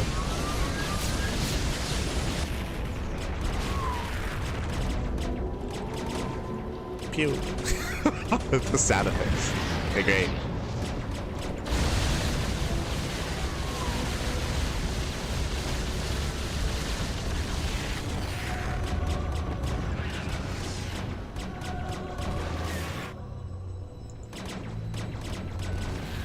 Taeja does clean up the main base, now going for the third. Race or reveal, they catch more of the floating CCs. And one CC burns down, and the other will burn down as well. And the command centers do not escape. No scans! No shot, there's no scans available! Oh no, he can't see! Yeah, he cannot see the race. Free damage, gets 1, gets 2. BC's and teleport on the BCs. We get the final fight. BC on BC. Ah, the counter Yamato. And with that, Taeja should come out on top. Yeah, Taeja, he will dominate the fights. As we have Race coming into reinforce as well. GG. Taeja, he will take the series 2-0. GG. Hi. GG, well played. I appreciate that HonMonO, he went for the cinematic end. You know what? He's like, you know what? The game is about to end. Let's go. Let's send that baby. Teleport onto the main army. Teleport onto the BCs. I appreciate it. It's the HonMonO. Aye. But GG, well played. Congratulations, Taeja. He does claim the series, does take it 2-0. Taeja will advance on to the semifinals, and HonMonO is knocked out of the tournament. And now we're getting ready for our next quarterfinals match. Just catching up. Here we go. No way HonMonO would go for the base trade if you knew how many bases Taeja actually had.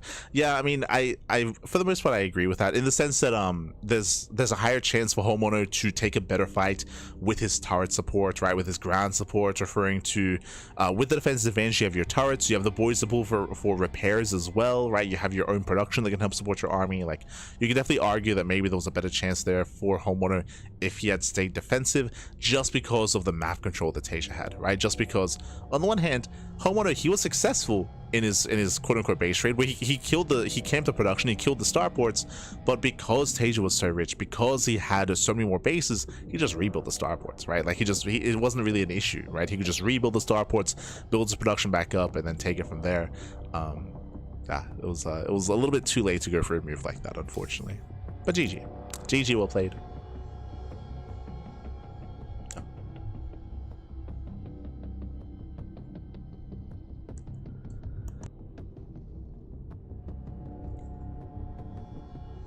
There we go. GG, well played. With that, we're going to be heading into our next series. We're going to be heading into another quarterfinals match. It's going to be a ZVT between Solar and Milky Cow. Let's go. Jumping into our next match. Going to be loading into Sylphid.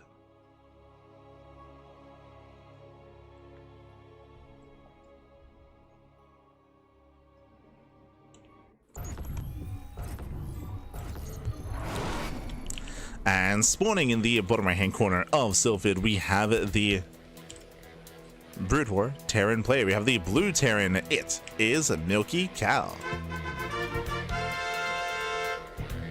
And spawning in the bottom right hand corner, we have the StarCraft 2 Zerg player. We have the red Zerg representing Team Falcons. It is a Solar. There we go. Here we go, as we're settling into our next quarterfinals match. As a reminder, Taeja does advance on to the semis, where he's waiting for his next opponent, of course. On the other side of the bracket, we have Solar and Milky Cow. And welcome to Sylphid. Sylphid is a 3-player spawn map. You can spawn in top side, left side, and right side as well. 3 possible spawn locations, and Solar has been on fire as of late. Again, Solar, it was this week that Solar took down Clem, for example. Solar, he has been excelling specifically in ZVP as well. Solar has been looking very on point, very on fire, and it's gonna take a lot to bring him down. Now, StarCraft Evolution is a different format, of course, is a different game mode, so there are different pros, different cons, different ways to trip a player like Solar up, and Milky Cow is going for the 3 racks. Yeah, he's going for the 3 racks here. It's going to be a 3 racks into Academy, into Stim timing.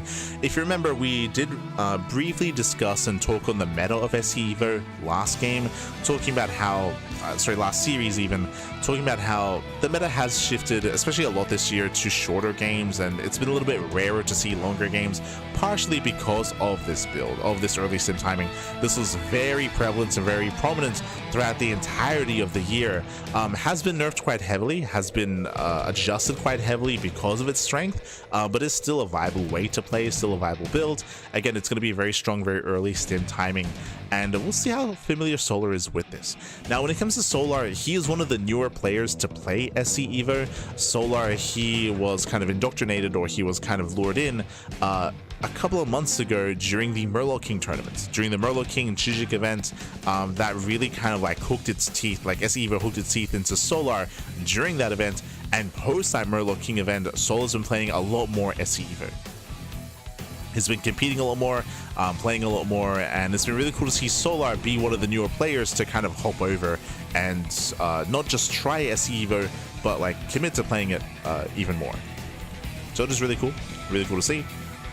I would say that's the latest kind of like players to the latest wave of players to like actually play and commit a little bit more time into it would be Solar, Rogue, and Cure. I'll say those three players have been playing, and I guess Creator was just before them. I think I would say Creator was just before them, but I guess he might also be in that batch. Creator was like maybe a month after EWC, or like a couple of weeks, or during EWC. It was like around that era. So Creator, Solar, Rogue, and Cure. So it has been really cool to see that latest wave of Koreans. Meanwhile, here comes our sim timing. Sim is almost done. Mass Marine is rallying across the map, but behind this we do have a Roach defense set up here by Solar. We have a Spine Crawl on the way. Roaches are amassing, and with Roaches, Solar and the Spine should be able to defend. We even cancels the confidence here from Solar. Okay, very confident. No third. Solar staying on 2 bases.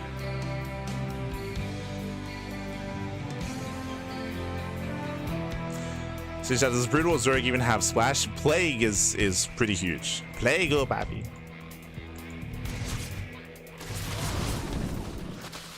But again, as I mentioned before, like a lot of games don't usually last that long.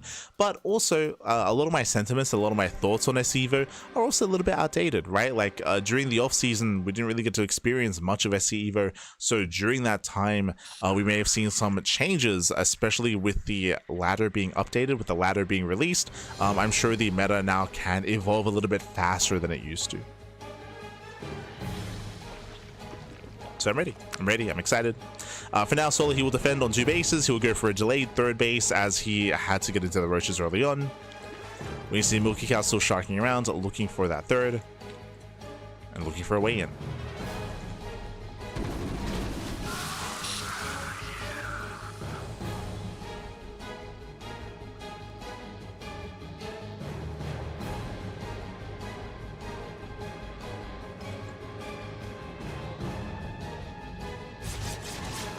Yeah, there's a couple of Hellbats that make it into the mineral line. Sorry, Firebats. My apologies. The other one.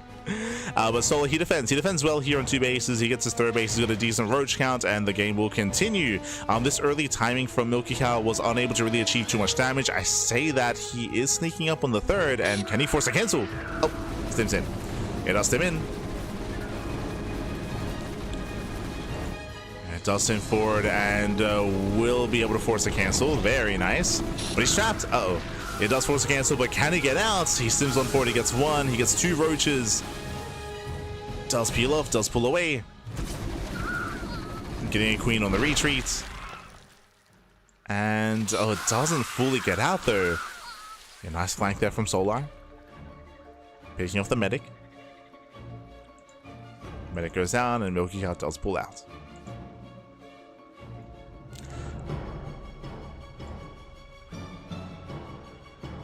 So oh, sorry, my apologies. It's Solar. I saw the HonMonO's nameplate on. My apologies. Did fix it up.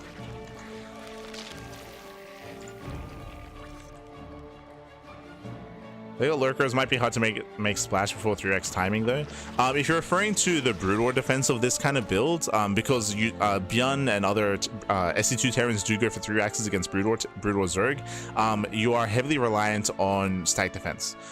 It's a bit of a different change of pace if you're a little bit less familiar with Brood War Zerg side of things, but static defense is a lot more necessary to actually hold early on. So getting your sunken colonies up and running is a big part of that, just because you have no queens. Remember, Brood War Zerg, they have no queens, so early game defense is even weaker, so you have to rely a lot more on side defense. Because you don't have any queens, you don't have any roaches, you don't have any banelings either. So colonies are a big part of that.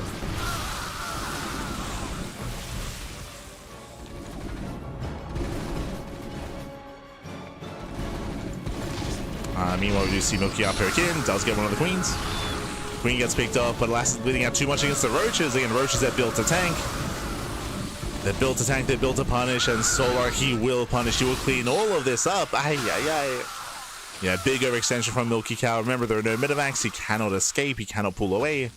Or, I mean, he can try, but he bleeds out so much in the process.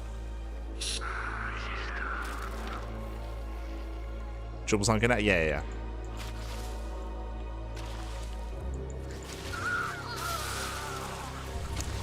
Yeah, Milky Cow getting desperate. He does pull the boys. The boys are being pulled.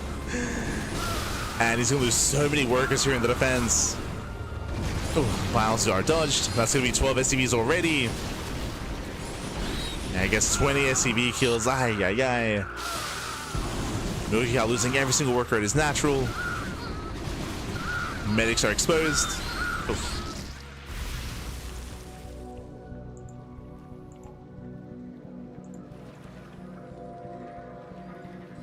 And Milky Cow's interrupted. Hey, things are looking rough. Things are looking rough here, Pappy. The hyper-aggressive style here from Milky Cow just has not panned out, has not worked well.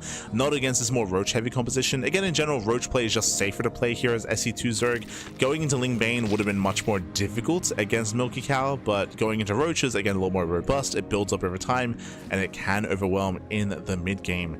At this point, Solo doesn't need a tech up. We don't need Hydras, we don't need Lurkers, we don't need Hive Tech. Just max out on Roach Ravager and break the Terran. Maybe some infestors in the mix could help, but even then, not necessary. As Milky Cow is getting ready for the third wave.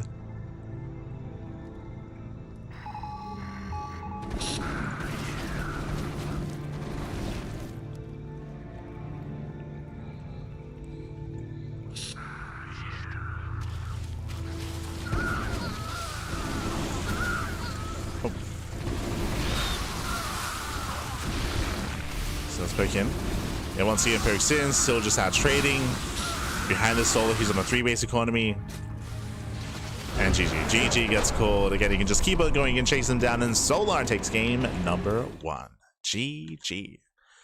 Whew. GG, well played. Solar, he does take a lead in the series. Again, Milky Cow was hyper aggressive with his opener, going for the 3-axe, going for the sim timing, but Solar played it safe. He went for a really early Roach Warren. Solar, he delayed his third. Remember, his third base was late to afford the Roach Warren, to afford the Roach production early on, to be able to pull off that defense and go for a later third base. It is a little more common here to delay your third base in this matchup just because of how common it is to go up against a 3-axe.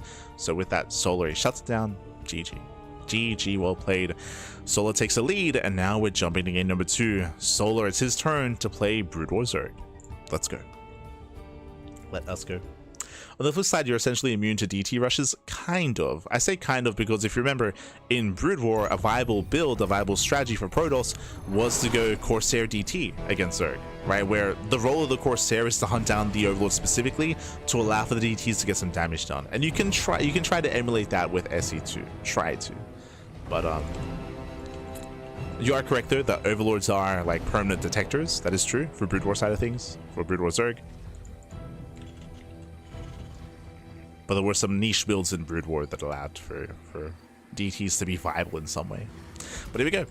Here we go. We're getting into our next game and spawning in the bottom left-hand corner of a Celestial Enclave. We have the red Terran player. We have the SE2 Terran now. It is Milky Cow. And spawning in the top right-hand corner, we have the blue Zerg player, the Brood War Zerg, representing Team Falcons. It is Solar. We go. As we load into a much larger map, much more defendable map as well. Remember, there's a ramp coming into the natural, and this ramp means even more here. So, for those that may be watching StarCraft Evolution for the first time, SC Evo is not just Brood War units versus SC2 units, not just on like older maps or newer maps.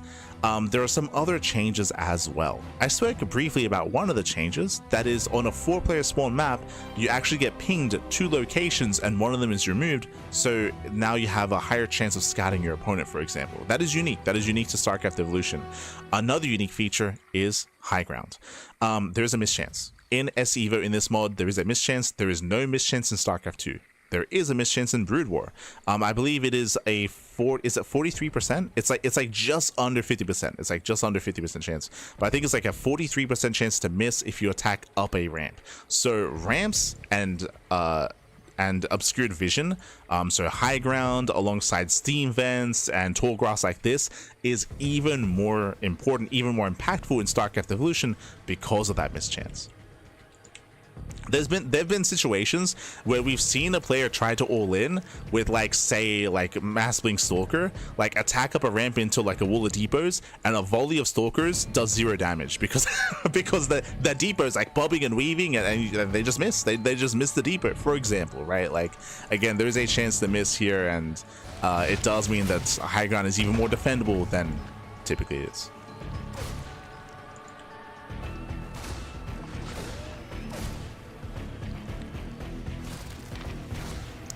Seeing deeper, seeing pylons like dodge and weave against range attacks, it's something to see. It's something to behold. It's it's crazy. But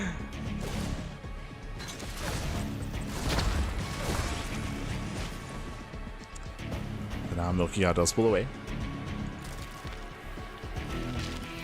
Pokes in. Milky Cow did open up initially 2x Reaper. So it did open 2x Reaper. He is bullying those initial lings. Remember, early game defense can be more difficult here for Brutal or Zerg because of the lack of queens. So we're forcing out a lot of Zerglings. Ling speed is done in 10 seconds. So far, it's going to be 6 dead Lings. Going for the middle line, getting one drone. One drone goes down. Ling speed is done in 1 more second. And Milky has to get out of here. Yeah, he has to get the hell out of here. Has to pull away. And barely does escape. Whew.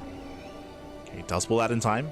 Behind this, Solo does go for his pocket base, does go for his 3 initially, now going to be 4 hatchery setup.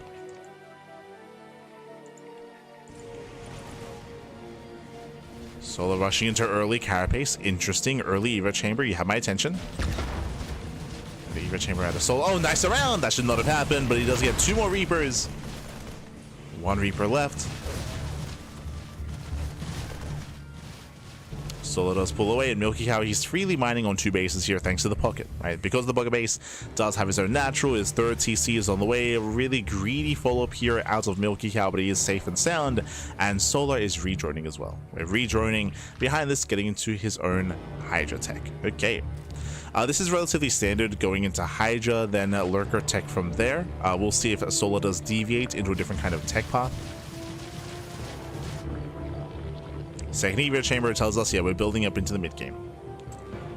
So despite the aggressive start from Milky Cow, we're slowing things down, taking a step back.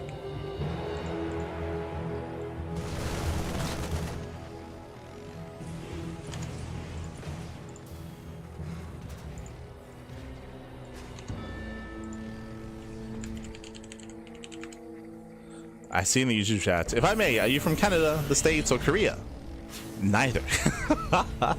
None of the above. Australia, Patrick. Australia. Aye, aye, aye. None of the above.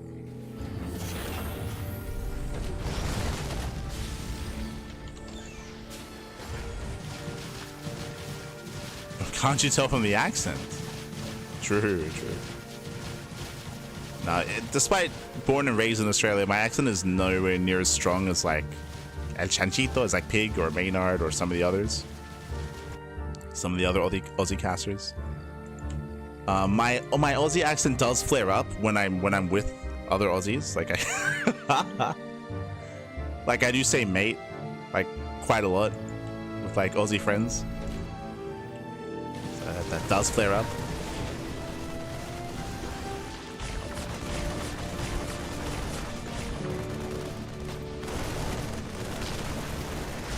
Otherwise, oh, yeah, otherwise we get our drop into the pocket base. Imagine is almost like, actually, imagine instead of me saying papi all the time, I say mate all the time when talking to Aussies. That's, yeah.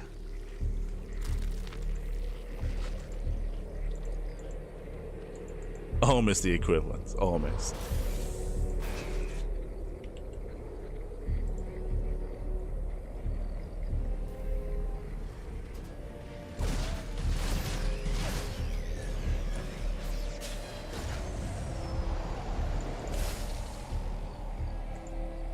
now though.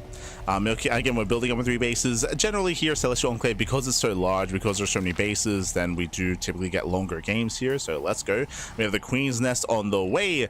With this, we can work towards Hive Tech. We can work towards Queen production. I will say a lot of the strength in Brood War Zerg does rely on their spellcasters, whether it's I'm gonna say Devourers, whether it's Defilers with, you know, their Plague, with their Plague, for example, with their own version of Microbial Shroud. Oh, Dark Swarm, that's it. That's what we're looking for. Oh, as these Hydras, they're going to be able to barely hold their own here. It's not the cleanest trade. Trading against Marines, mainly Marine. So much more efficient for Milky Cow. Dropping back behind the mineral line, just keeping tabs here on Solar, keeping him busy. Oh, that does pull away. Whether it's Defiler, whether it's Queens themselves with Ensnare. The Queen is in Brood War, but it's a very different unit. Very different unit. And there it is. Ensnare is being researched. As the web does implicate, Ensnare is almost the equivalent of Fungal Growth. But it does last longer. It does last a lot longer. And of course, it's produced by a flying spellcaster unit, so I would say it's stronger than Fungal. There is a downside though. Ensnare does no damage. And what does that really mean? It's not really about the damage, but because it does no damage, it does not interrupt snipes, right? It does not interrupt the ghost ability. That's why Fungal is so good against ghosts, because Fungal makes sure the snipe is denied, right? The snipe is cancelled. So that is something to bear in mind. Of course, Queens, they can also Parasite.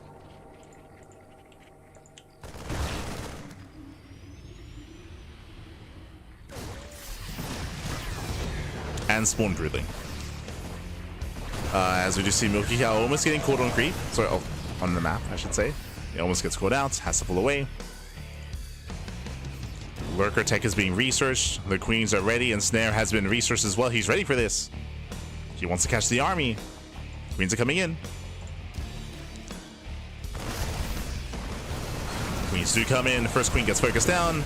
Ooh, and Snare does land. Is there enough support on the ground though? Not enough. Yeah, there's not enough lings, not enough supports. The Hydras, they cannot fight on their own. They have to pull away. And you can see how long Ensnare lasts. Like it was still going, but it was still going on. As once again, I mean, this time the Hydras, they fight out of range of the tanks at least. As more Hydras are filing in, Marines, they're slowly breaking through. Tanks are sieging up. That's a lot of Hydras going down. And Milky Cow is overwhelming. Yeah, he's just overwhelming here. So many dead Hydras. Lurker Tech is not done in time. And the Master Marine, he stims, and he wins. Breaks through the Hydras, GG gets called, and Milky Cow, he overwhelms. He takes game number 2, tying up the series 1-1. GG. Whew. GG, well played. Against Solar, the Lurker Tech was just too little too late. He had no backbone to his army. Too many times we saw Solar take these fights with almost pure Hydra, and you can see just Hydras are so inefficient on their own. They need that support, whether it's Ling support or Lurker support, one or the other, right? Whether it's Lings to support the army or Lurkers as the backbone instead, but on their own, again, just really brutal trades, specifically against Mass Marine. GG. And of course the tanks behind them as well. So GG, well played. We did get to see Ensnare, we did get to see some I almost said Vipers, some Queens, but alas, we didn't really get to embrace that later game states. Not fully, but GG. GG, well played. With that, we're getting into game number 3. Going to be loading into that third game. Going to be loading into Ruby Rock. Let's go.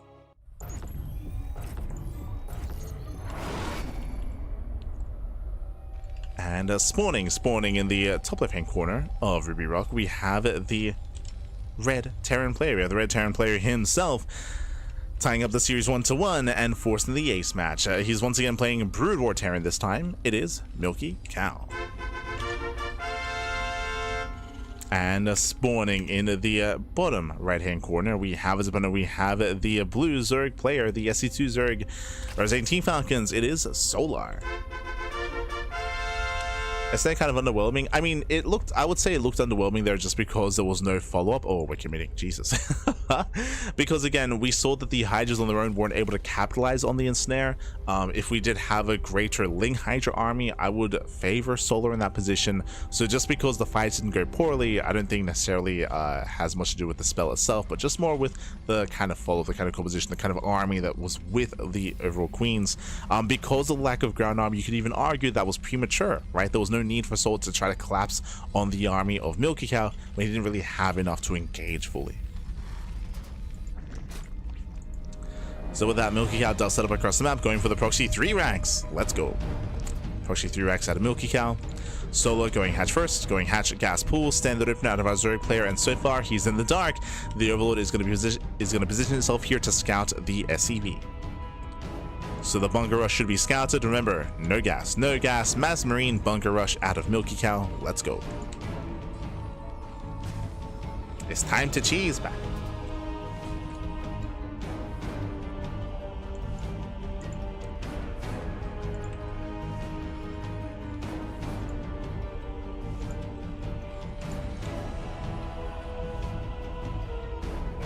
Here we go. We are going to be revealing all 3 SCVs. Solo, where are we going? No, the Overlord should be parked outside the natural. So the Overlord's out of position. Milky Cow does move in. Bunker's going to be thrown down, and this is ideal for Milky Cow. We'll see if Solo can deny this. Can he stop this? As he's going for the Roach Warren. He's giving up the natural. Gives up the natural Roach Warren in the main. This bunker will finish. And Milky Cow, he will scout. He will confirm the Roach Warren. He knows. Milky Cow is aware. One Zergling does slip out.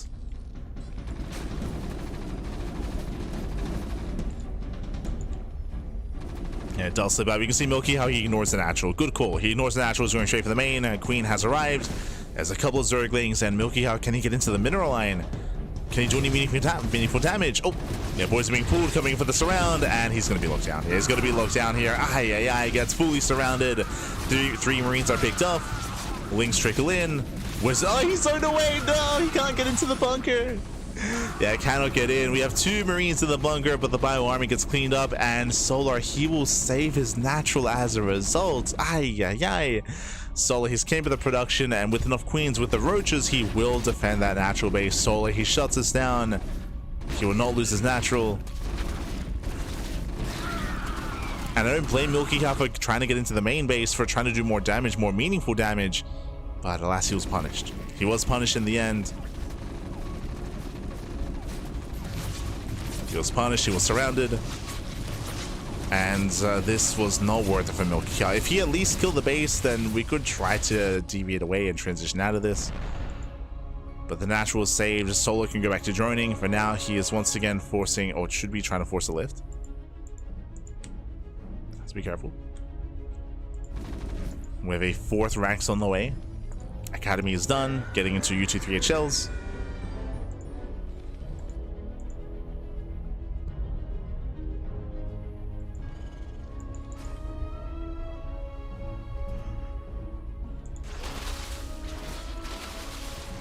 He's getting there.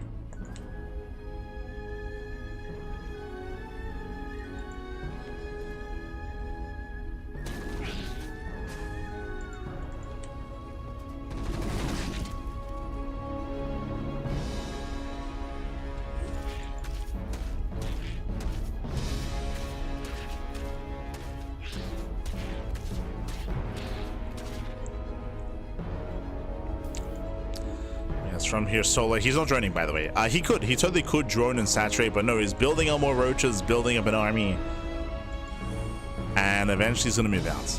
Move out across the map. Speaking of, does want to check to see if the Raxes are floating. Does spot one, but the other's still there. There we go, CC for Milky Cow. Now Solo knows that half the production is across the map. So let's catch a rally. Gets a Marine.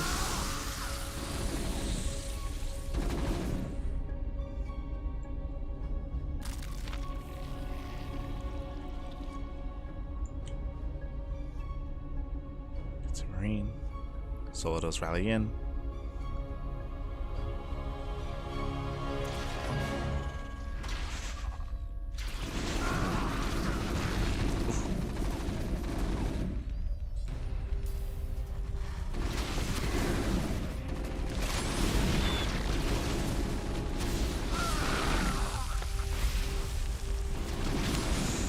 And Milky already going to be bleeding out some boys here. Yeah, he does pull the boys to try to defend. He's trying to hold on. Stim is done in a couple of seconds. With Stim, he could maybe chase this down. Maybe. There he goes to the Stim. Gets one. Gets two.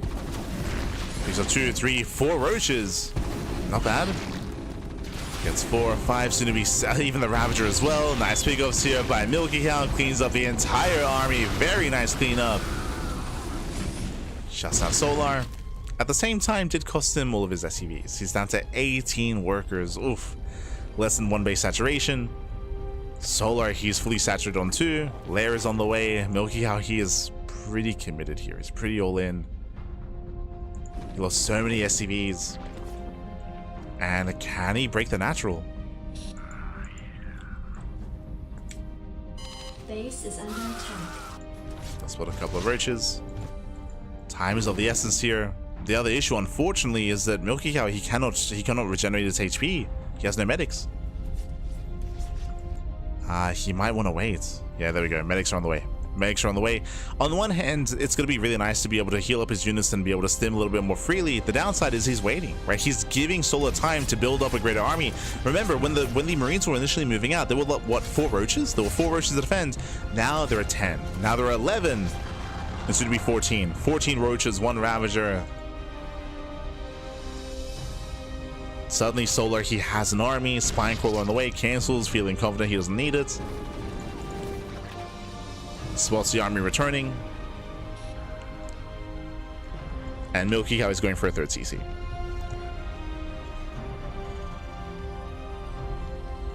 He's going for the 3rd CC. Milky Cow is going to try to macro out of this, but again, he is far behind in the worker count. Got a long ways to go back.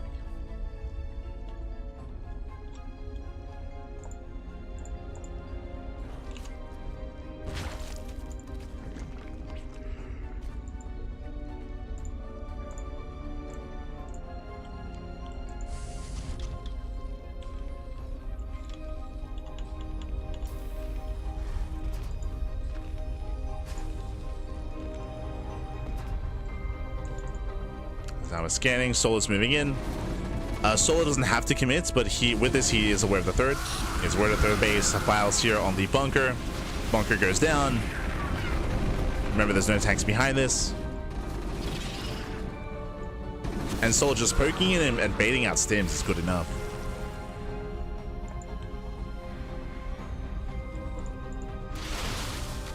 Yeah, Pit is on the way. That should be for fungals, for infestors. 3rd base is getting up, getting saturated.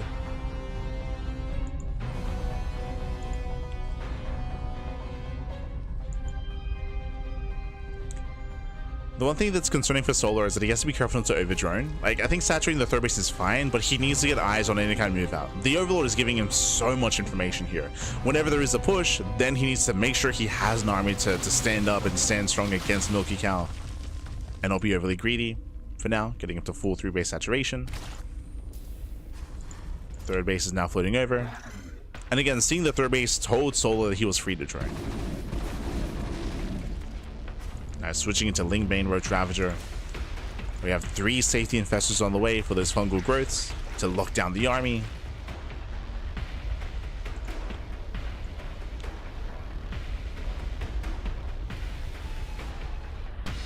Oh, a Solar supply blocked.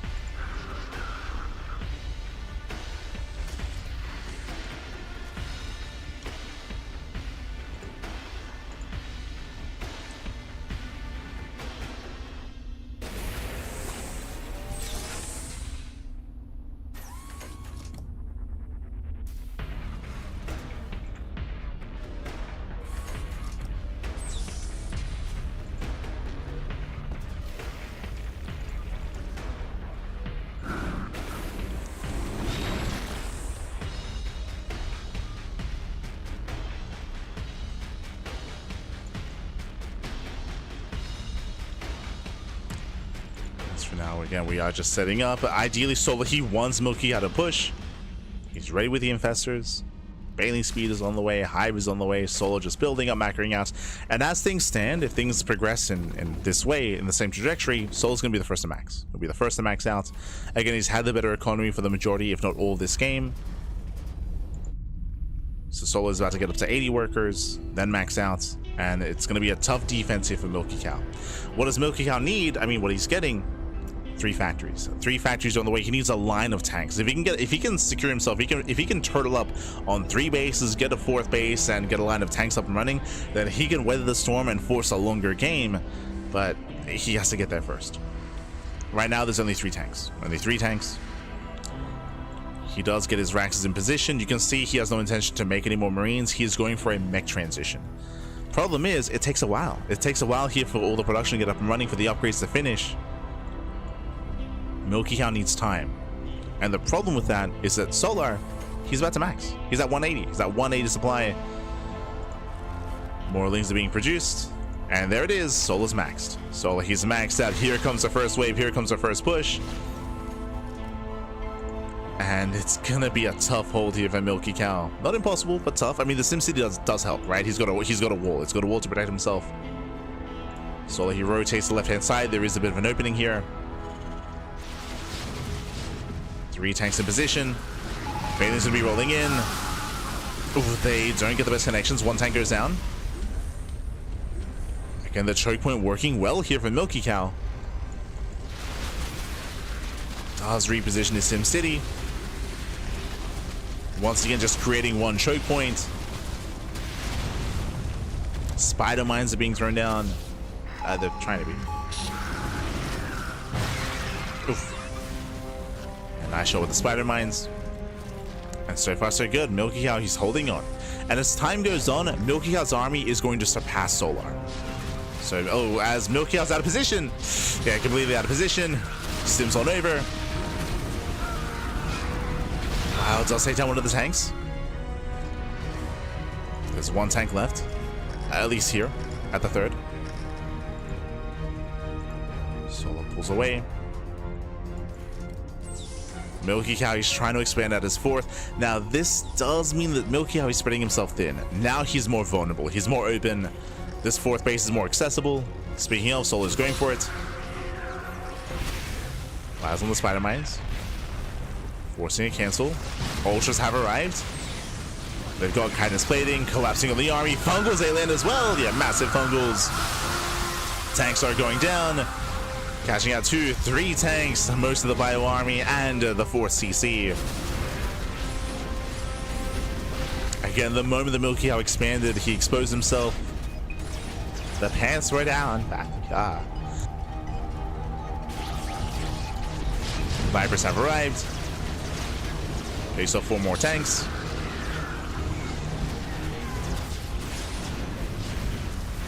The 5th tank goes down. Breaks down that front door, thankfully. Oof, the ultras are low, the ultras go down. With that Milky Cow, should barely hold on. Massive fungal! But Milky Cow, he barely holds.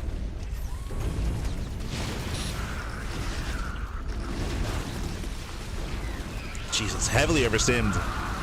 The fungal cleans up. We have some Goliaths on the way? Question mark? I think the Goliaths were meant to be here for the Vipers. For sure, we got a couple of Goliaths. They help somewhat, I guess. We're going Mass Goliath? Pappy, this isn't 2024. What's... For those who remember, Mass Goliath was something that we saw. It was in December of last year during the first season of StarCraft, of the StarCraft Championship, the SEL Championship. Shout out to Spirits. Shout out to Piotr. Oof. Yeah, as Ultras, they rally in. They overwhelm. Vipers, now they come into support.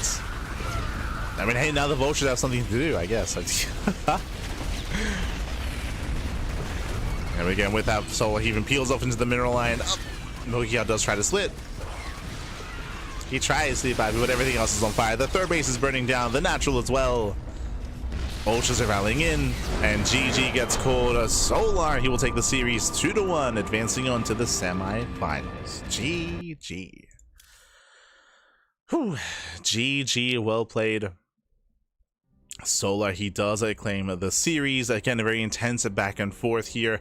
It all began with Milky Cow, of course, going for the proxy through axe, which did fail. He failed to kill the naturally failed to really trade too well, and Milky Cow fell behind. It is impressive that Milky Cow made a game out of it despite that, but he was playing from behind for a long time. He was very dedicated to his bio timings, to his stim timings, but he was able to win some engagements. And if you remember, I think the biggest moment for Milky Cow was when he was able to catch out most of the roaches in the center of the map. When he caught most of the roaches when Solar was down to 4 roaches back at home. But remember, Milky Cow chose not to commit. He didn't know what he didn't know what he was moving into, but he felt safer waiting for his medics, and that gave time for Solar to build up his army, to build up his roaches, stabilize, and then just take it from there. GG. GG, well played with that. Congratulations to Solar. Congratulations, let's advance on. And with that, we have our top 4 players here. We have our semi-finalists. It's going to be Taeja versus Isop and Solar versus Rumia. Let's go. Here we go.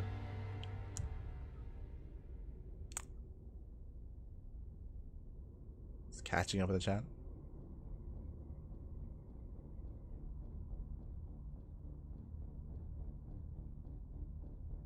Flying eBay. Yeah. Different race, might be different race. Does the high ground affect biles? That is a good question. I don't know if that applies to abilities. I don't think. So I don't think it applies to biles, unfortunately. Just for attacks. Yeah.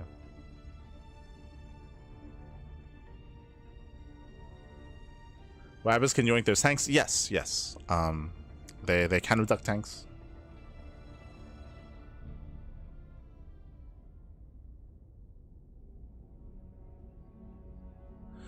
Kind of weird consistency wise that those tanks can be yoinked siege while the others cannot. I would disagree with that. I think it is important to, like, I would disagree with the fact that you don't need consistency, because there is a difference between Brutal Terran and an SC2 Terran with Brutal Zerg and SC2 Zerg. That's like saying, yo, isn't this inconsistent? Doesn't the Brood War Queen, you know, why is it flying? Why is it not like the SC2 Queen? It's like, no, they're different units. Same with the Brutal Tank and the SC2 Tank. They're different units. Like, sure, they have the same name, like the Queens, right? Like the SC2 Queen and the Brutal Queen, they have the same name, but they are different units themselves. And sure, you can argue there are more similarities between the Brutal Tank and the SC2 Tank, but I think it is important to remember that they are different races, they are different units, and they at times could even have different roles as well.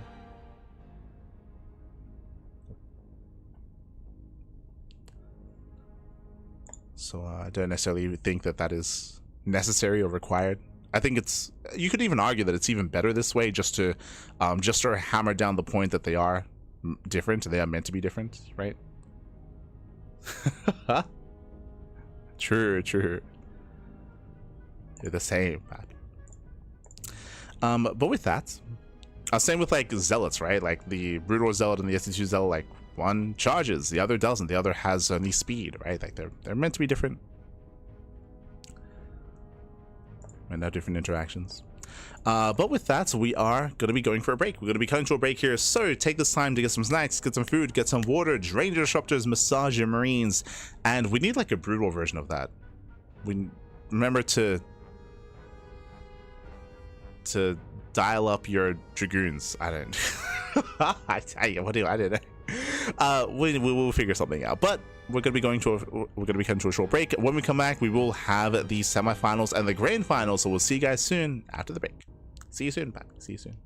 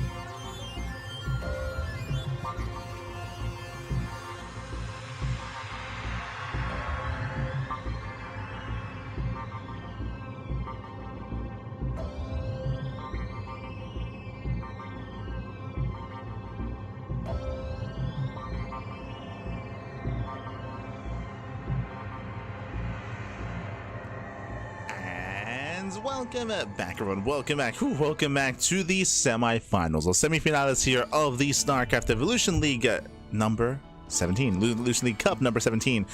Here we go. We are here. We are back, and we are getting ready to jump into a TVZ between Taeja and Ilsa. But very quickly here, just as a heads up, when it comes to the semi-finals of this tournament, best of fives, not best of threes.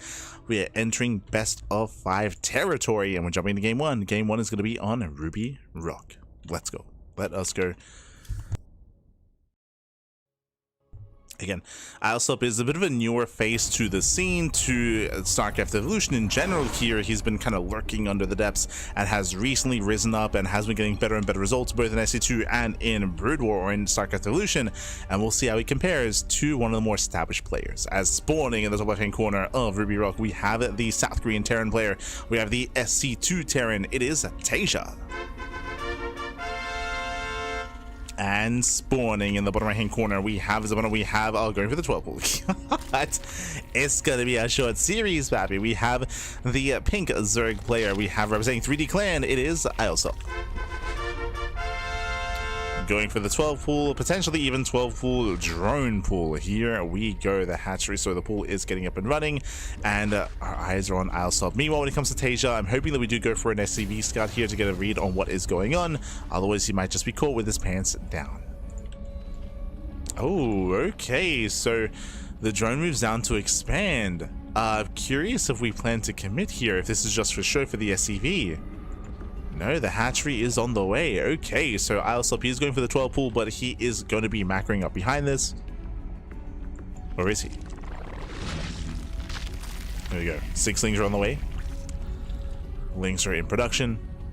Gas is being taken. Ilsa is macroing behind this. So this is a hyper-aggressive start. Ideally, I would imagine this is designed to force a cancel in the CC, to deny the CC, and to force a cancellation to slow down the Terran. We'll see if he can, as Taeja did not SCV scout. Yeah, didn't move out, just now moving out with his worker. Just now being active. Here come the lings. Ilsa setting up for his third behind this. So it does move out.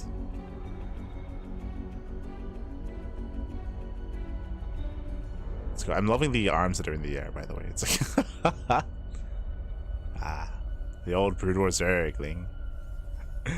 As he moves out, collapsing on the CC, he will kill the building worker, but the Reaper actually is ready back at home. Yeah, the Reaper is ready.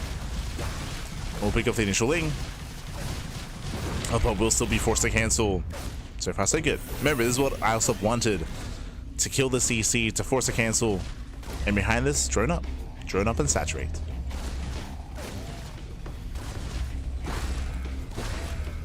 All the lings are going to be dealt with. They are going to be cleaned up. Ilsa, he's making a little defense. That's a little lings on the way. Oh. No drones. Now would be the time to drone up, but no, you can see here he pulls out a gas, gets ling speed, and he's going for a ling flood follow-up. It's still an all-in. Okay. It's all coming together. The third hatchery just for larva. Just for larva here.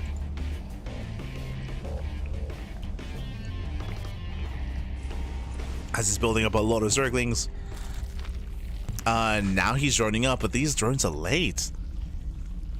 If the plan was to macro from here, then he could have delayed the ling production a little bit further to make an extra wave of drones. Again, this is a big investment. All these lings could have been on, not all of them to be fair, but most of them could have been drones at this point. As Taeja, he will pick up another drone. Ling speed is just now finishing up. And Taeja's CC is on the high ground. He even has a third CC as well. So second and third CC in the main, on the high ground. Ilsa moves out. And he does run into a wall.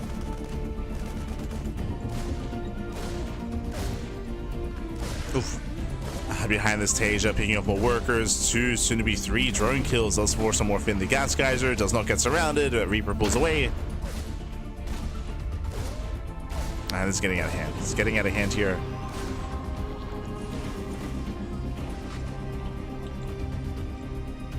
As Reaper gets 2 drones, forcing out a sunken colony, forcing out a gas geyser, denying mining. Eventually he's going to be chased down.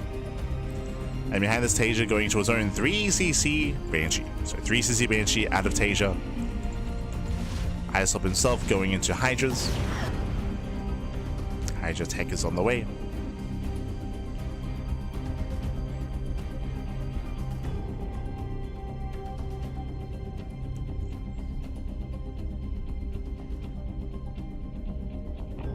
And we'll see if we can stabilize. All in all, when it comes to the early game, I do want to say that's in favor of Taeja. Did have a late expansion, that is true, but he makes up for it with a faster 3rd-CC, and of course he was able to deal some nice damage across the map. Not just dealing damage, but also forcing some inadvertent damage by forcing Isop to make early lings. Like, I would say an excessive amount of lings earlier than normal. Which did slow down the economy. Behind this, we are getting into Hydras, of course. Hydras are going to be amassing. But once again, Isop be sacrificing part of his economy here for this. No colonies. Yeah, no colonies in position. Did scout the follow-up, did scout the build. Yeah, without colonies, 3 drones go down. Mining is denied.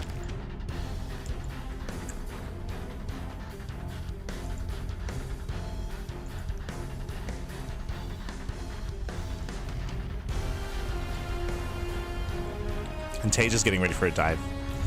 Oh boy. Okay, he's getting ready for that dive. We spoke earlier how typically when it comes to Broodlord side of things, you have to rely a little bit more heavily on site defense, whether it's spore colonies, whether it's sunken colonies. Here, Isop, he has made none of that. He wants to try to keep up with the main army with Ling Hydra. And for the most part, he's able to deflect. But has cost him a lot of his economy, and he's all in. Like, he's not droning. Yeah, he's not droning up. So we have the 3rd and 4th base just for larva. He's routing across the map. Isop wants to end the game.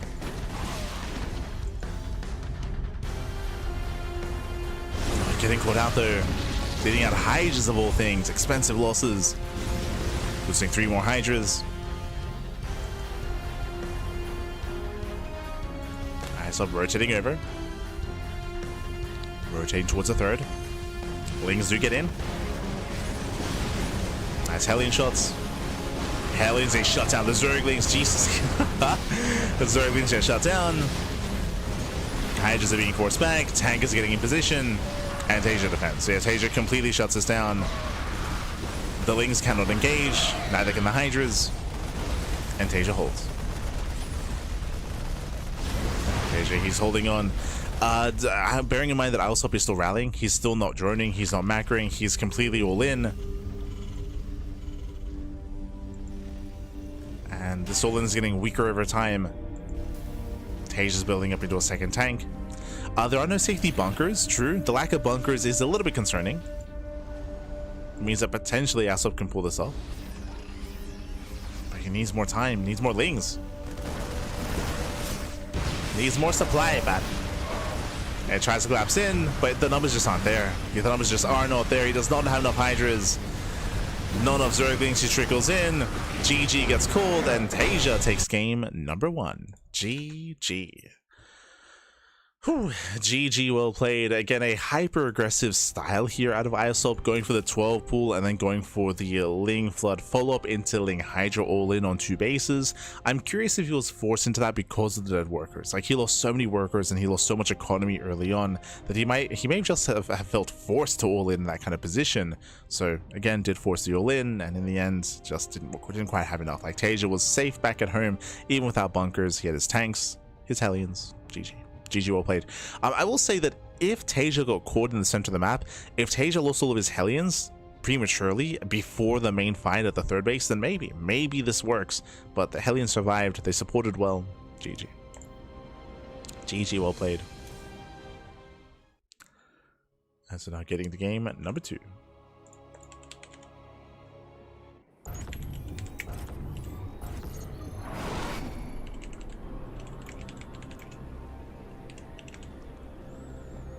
We go a spawning in the bottom right hand corner. In the bottom right hand corner here of Radion. I think I've casted on this map once before. It's one of the newer maps of the season. Let's go. We have the teal Zerg player, the teal Zerg player himself for 3D Clan. It is Isop.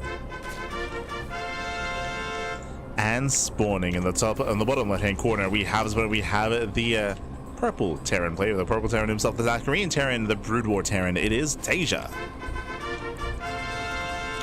So this time Brood War Terran versus SC2 Zerg, and quickly looking at our vision here, Taeja, his pings are top right and bottom right. So Taeja, he's somewhat aware of Isop spawn location. Isop, he's aware of top left and bottom left as well. So we do have the Overlord rushing across the map horizontally, and we'll find Taeja early on. Remember, this is a 4-player spawn map, so there are multiple spawn locations, and ISL will scout Taeja almost immediately. Now, when it comes to our base layout here, the natural is relatively secure. I believe this is... No, never mind. For a moment there, I thought this was high ground. No. So no high ground. So the natural base does have a choke point at least coming into it. The high ground here is going to be crucial when it comes to defending and securing the natural base, as you can, specifically for Terran players, set up your tanks. You can set up your tanks and you can help cover that entrance and cover that area. Meanwhile, Taeja is going for the 3-racks. I'm assuming a 3rd rack is on the way, going for a 3-rack stim timing. Taeja is building up.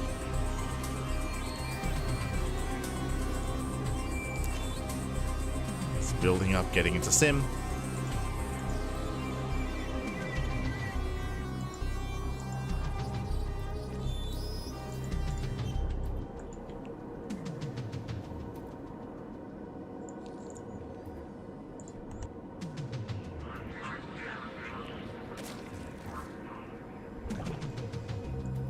Taeja also does confirm Isop's location. Isop going for a very early Roach run, so early second gas geyser, skipping link speed and rushing into Roaches, so a hyper aggressive build here by Isop, going for an early Roach rush. Meanwhile, Taeja, he's going for his 3-rack stim timing. Again, this is a very common, very standard, I would say, very common, very standard build nowadays, going to 3-rack stim.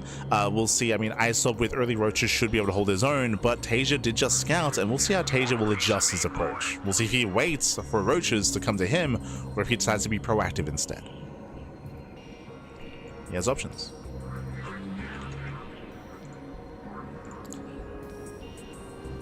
Does have options. Also, yes, I appreciate in the chats. Remember to recharge your reavers. Yes. Recharge your reavers.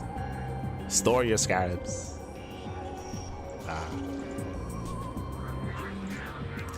But you can see Isop, you can see no saturation. 2 drones at the natural base, no 3rd expansion either. So Isop, he wants to be the aggressor, he wants to move in.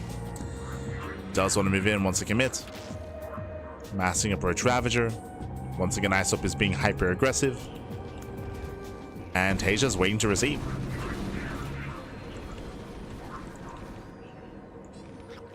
He's waiting to receive.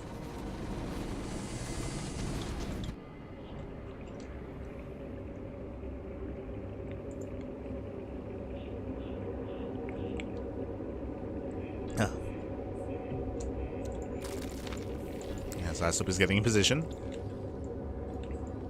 Headed for that natural. Chipping away at the army. Isop did make a drone, I think. Yeah, he made like 1 or 2 drones, but again, he's still just rallying Roach Ravager across the map. You can see here that Taeja is keeping his army pinned back, waiting for his moment, waiting to stim in. Stim is done in 2 seconds. He's going for it. Yeah, he's going for the dive. He wants those Ravagers. Whilst they do connect. Yeah, they take down 2 Marines, but Lassie does them in, gets 1 Ravager. 1 Ravager goes down. And Taeja breaks out. Taeja does break out, he does top up his army. Looking for a better angle, picks up more Roaches. So we 1, 2, 3 more Roaches going down. He does start to step in, catches the Ravagers as well, and these are massive losses here for Isop. Ay. Losing everything, the Roach army, the Ravagers as well. We have reinforcements trickling in, but that was a massive blow, a massive loss for Isop. As his Ravager count was reset. Well, Taeja does pull back.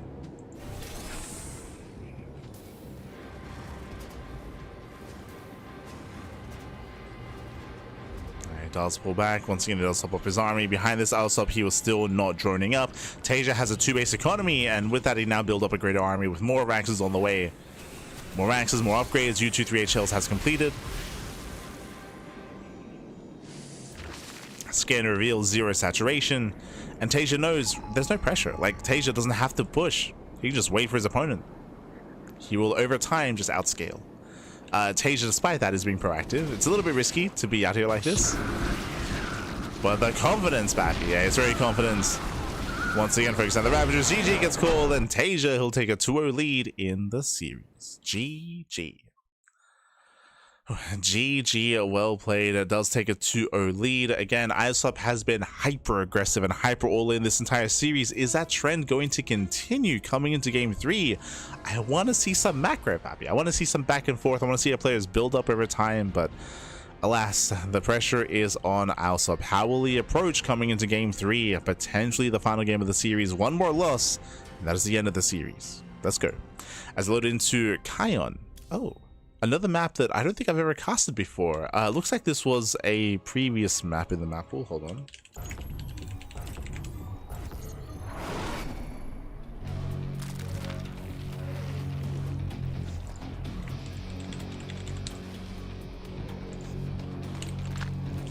As spawning in the bottom hand corner here of Kion, we have the pink Zerg player, himself. Representing 3D Clan, the Brood War Zerg, it is ISOP. And spawning in the right hand corner, we have his opponents. We have the purple Terran player, himself. Oh, it is Taeja. Here we go. So I'm just double checking here. Maybe someone in the chat knows, but according to Wikipedia, I believe this was only ever. I believe this map was only ever utilized. All right, it's supported brutal map. Okay. Looks like a ported brutal map. If anyone has any experience with Kion, love to know. But some interesting features here for sure. Okay, so I believe this is a 4-player spawn map, so 4 possible spawn locations. Yeah, it is a brutal map. Sorry, I thought it was like an older SC2 map. It has a very open natural, is that I will say, but once again has the high ground here to help defend it. Can be opened up even further by knocking down those rocks. We do have, of course, a pathway here in towards this like center pathway area. Interesting. I believe you can eventually work through these mineral patches and get to these expansions. Hatch gas pool standard open out of ISOP. Taeja going for his own double gas, faster factory, very safe build here by Taeja, very tech heavy, I should emphasize. But sorry, my brain is going haywire. There's a lot going on here. We have a high yield gas geyser base on the top side, which is relatively accessible. Right, I think we've casted on this map before. We have an arrow choke points. So technically I can see a Terran player getting his own natural base, getting his 3rd, getting his 4th, yeah, building up to 4 bases here, and really only being concerned by this main attack path and walling up here. As again, even if these rocks get knocked down, these are some pretty narrow choke points. So there's a decently secure 4-base setup available. Decent, but there's like a bunch of speed zones in the center. There's a lot, yeah, there's a lot going on here. Interesting map for sure. Yo, big shout to Yoko3601 in the chat. Gab, I mean, thank you so much. Thank you so much for subscribing to Twitch Prime. Thank you so much for 4 months in a row. Hope you enjoy the content. Hope you enjoy the StarCraft. Hope you enjoy the casting. Thank you so much, man. Thank you so much. Yo, we have double layered spheres. Biomes. Okay, let's go. This totally doesn't look glitched out, by the way. Just to have 2 biomes just layered on each other. Is this a bug? Is it? It's fine. It gets the job done.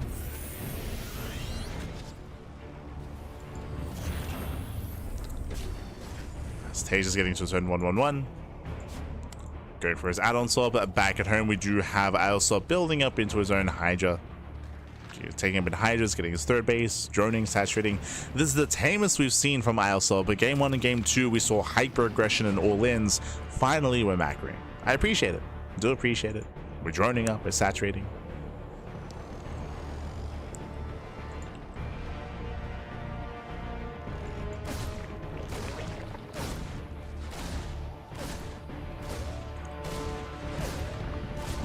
As the Reaper pokes in, there are only 2 Lings. Wait, what? Oh, god.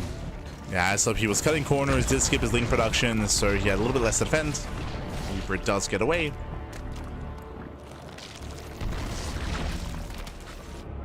As here come the Hellions, and remember, there's still there's still 2 Lings. No shot. These Hellions could just end the game.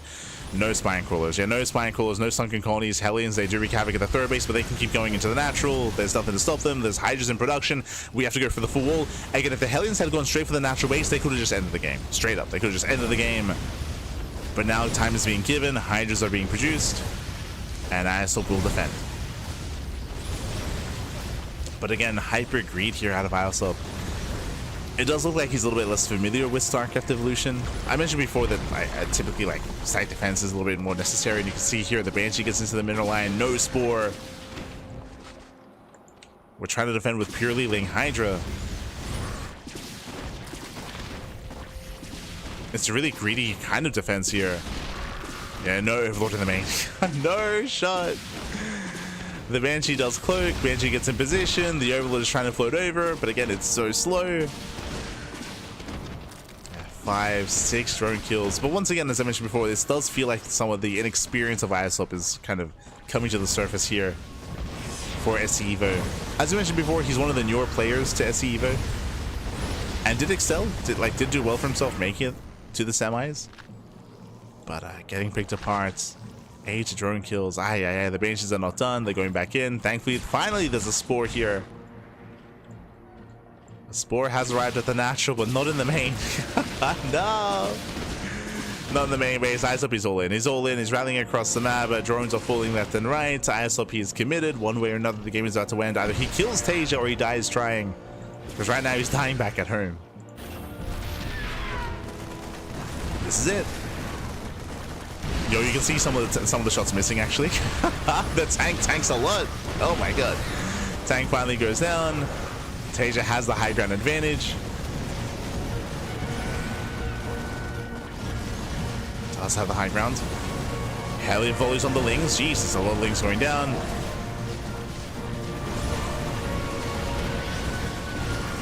As the Hydras are slowly forcing their way in. Tank has arrived. Yeah, the tank has made a massive tank shots going off. Oh my god. ISOP cannot break through. Remember, behind this is still 0 saturation in the main. He's still in a 2-base all in. 33 drones just rallying across the map. Banshees, they're trying to catch reinforcements. He's in the range. Oh god! Crazy.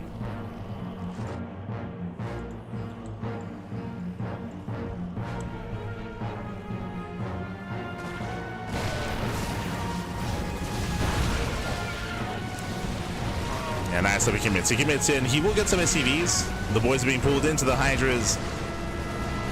So a lot of workers are going to be going down. But the reality is Taeja can afford to lose them. He can afford to lose some workers. He's that far ahead.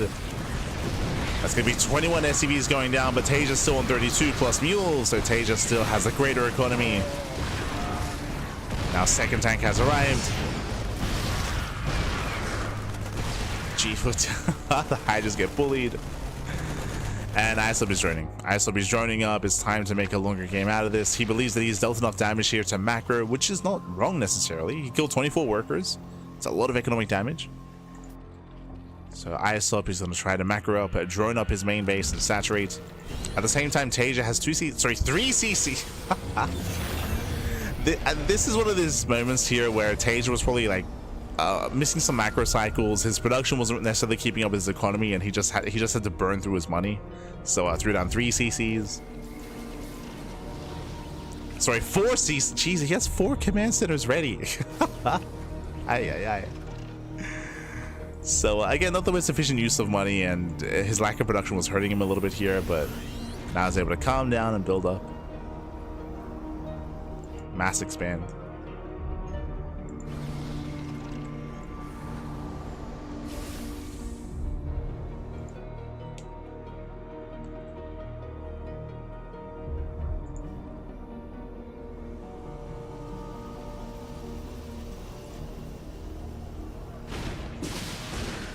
Jesus. And GG gets called. Banshees, they get across the map. We don't get a final fight. And Taeja, he will take the series 3-0, advancing on to the grand finals. GG. GG, well played. Again, ISOP forced into the all-in. Here in game 3, I was excited. For the first time this series, ISOP actually tried to drone and tried to macro somewhat. But, as we mentioned, it was cutting so many corners. No Spore colonies, no Sunken colonies. He was being bullied by the early Reaper, Hellion, and Banshee harass, to the point where he was forced into an all-in, to the point where he stopped worker production. He cut workers at 33, no, 30. It was like 30 workers, committed across the map, rallied with everything, tried to end the game. Unfortunately, again, we saw the defense position a little bit too strong there for Taeja. He had his tanks on the high ground, his Hellions were in a beautiful position as well, Marines were rallying out, and even though Taeja had a hard time spending his money, he still had enough to defend. GG. GG, all played. With that, Taeja does advance on to the grand finals, and the question becomes, who will face off against him in those finals?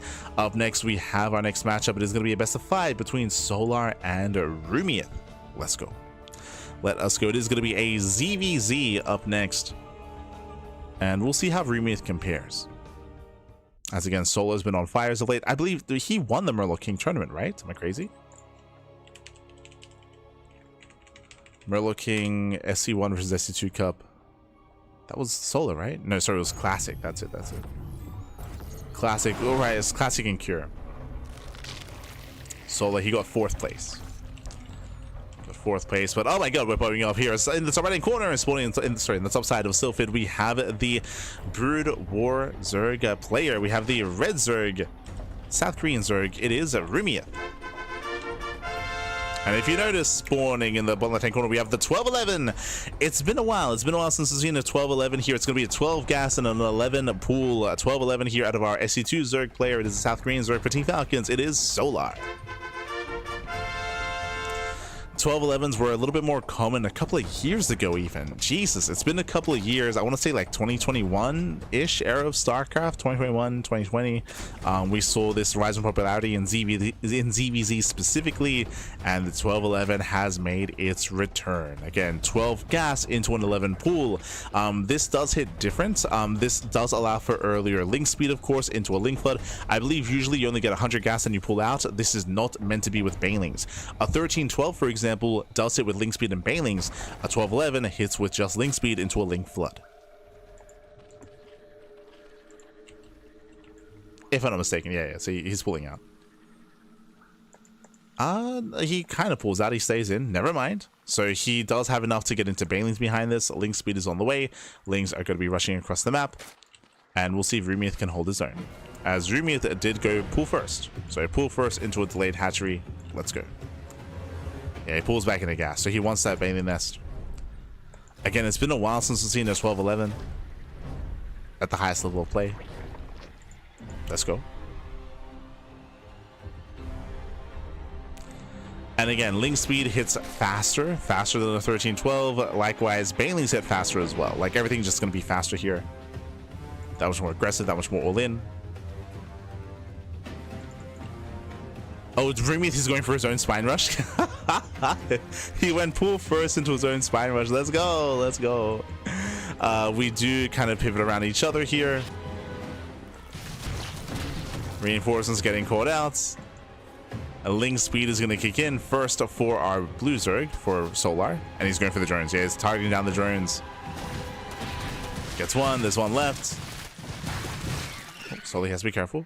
Wait for link speed. Premier pulls away. Quick control out of Solar. There we go. Link speed kicks in. He chases down the army, and Solar he can now overwhelm. Here come the Banelings. Banelings are morphing in across the map. We just see Rumieth trying to wall up. Throws down the hatchery. Gets a colony up and running as well. But here come the Banelings. He's coming in. He's waddling in. But oh my god! Massive connection. Breaks through the lings, breaks through the colony as well. And Solar, he has done it. He has broken the natural. It's going to be a fast Samurai spot. Yeah, it's going to be a fast one here as he breaks through that natural base. There's nothing left here. There's no colonies. There's no Marines. Sorry, Marines, no lings. GG gets called, and Solar takes game number 1. GG. GG, well played. With that, it does take a lead in the series, and now we're getting ready for game number 2 here. Again, a very fast game 1 here on Sylphid, and we'll see if the aggression continues coming into Ruby Rock. Oh boy. See in the chats, first time I see this icon for a Zerg player, got me all confused. Yes, this is StarCraft Evolution. This is not regular SE2. This is SC Evo, papi. SC Evo. And here we go, spawning in the bottom right hand corner of Ruby Rock. We have the South Korean Zerg player, the SE2 Zerg. Oh, leading the series. Sorry. We have the SE2 Zerg player down in the series. We'll see if we can bounce back. It is Rumiath. So we have the StarCraft 2 Zerg. And spawning in the top left hand corner, we have the Brood War Zerg player. We have representing Team Falcons. It is Solar.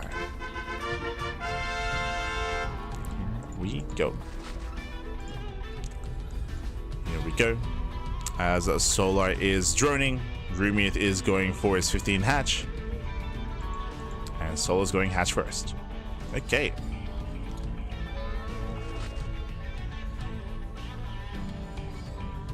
We are calming down.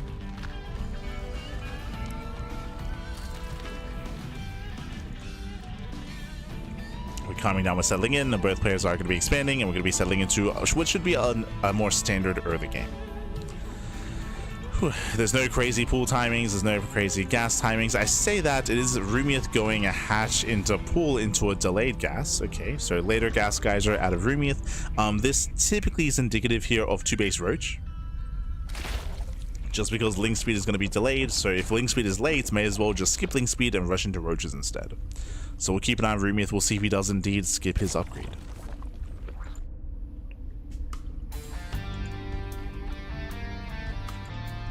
Likewise, Solar setting up his macro hatchery.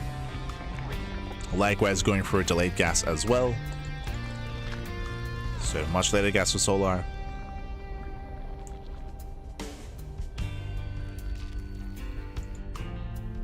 So here we're joining.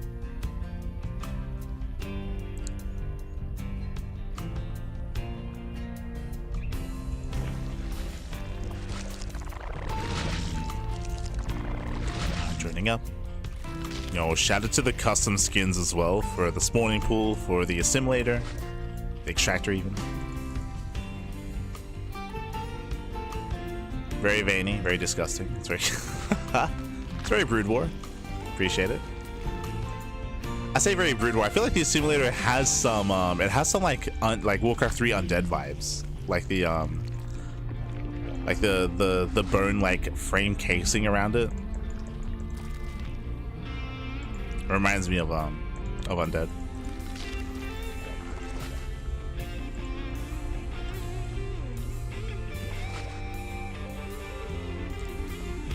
But here we go.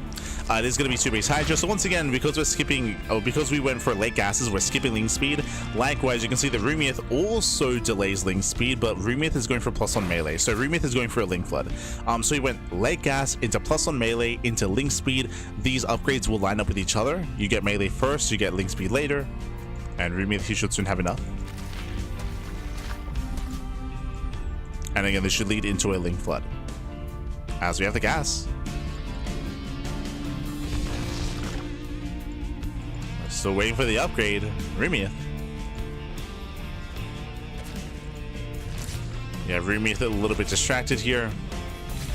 Gets his third, zones away. When it comes to Solar setup, again, he's going to be skipping link speed, going straight into his own Hydra, and even potentially layer tech composition. We'll see. He's building up his Hydras, and Rumiath, are we just going to not get link speed? He's got his Roach Warren. Roach Warren is on the way.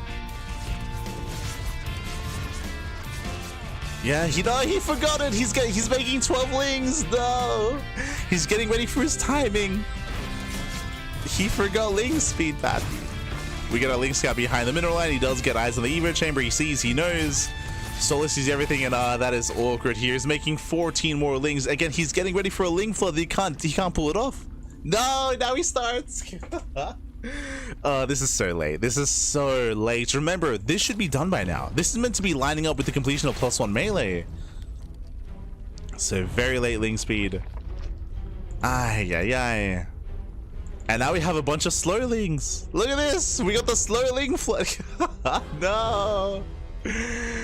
The nerves, they can get you at times, Pappy. They can get you, especially when playing against Solar. So we got the slowling flood. Smurge, Pappy, smurge. Behind this, Solar's fine. Solar is just building up his hydras on 2 bases, getting his upgrades on the way as well. That is very unfortunate here for Rumia.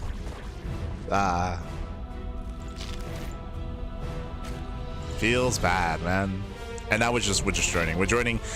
Essentially, all these links were a waste. The +1 melee was a waste as well. Like we missed the timing, missed the opportunity. We made all these links that could have been drones, right? These could have been drones instead. We could have had better saturation, a better economy, better anything else. So really shaky start here for Rumia. Very shaky. The reference material I had to look up to animated Zerg buildings has scarred me for life. Oh no. I can imagine. A lot of it is a little more grotesque. And here comes a 2-base all-in. 2-base all-in, we have +1 range. We have the Hydra upgrades as well. Groove spines, Hydra range, Hydra speed, Hydra attack speed specifically. And here we go. Collapsing in, and he'll just overwhelm. Yeah, the Mass Hydra just overwhelms Rumia. Again, Rumia he stumbled out the gate when it came to his build. Maybe a little bit nervous against Solar. Don't blame him. With that, the Roach Horn will go down, deny speed. And again, this is just barely a standing army here. Hydras, they start a step forward, a better concave, better arc for the Hydras. Boys are being pulled. Rumia getting desperate. He pulls the boys. Trying to hold on. Oh, God. But Solar, he will break through. He will break through. Gets into the natural. Lings are trickling in. Once again, the drones are trying to be pulled here. But Solar's on a GG, gets called on Solar. He will take a 2-0 lead in the series. GG. Whew, GG, well played. And again, just really unfortunate there for Rumia that he was originally going to be going for a Link Flood. He was going for an all-in. He was going for a +1 melee Link Flood timing, but unfortunately he forgot Link Speed. He straight up forgot it. He straight up forgot Link Speed. That's why you saw him make all those Lings and then suddenly start Link Speed afterwards and be stuck with all these slow Lings with +1 that didn't achieve anything. So he missed his window, he missed his timing, did slip up his build, and as a result, Solar could freely just build up his own 2-base all-in. His own 2-base all-in, wreaked havoc, overwhelmed. GG. GG, well played. With that Solar, he'll be up 2-0, and now we're getting into game 3, potentially the final game of the series. Let's go. Let us go.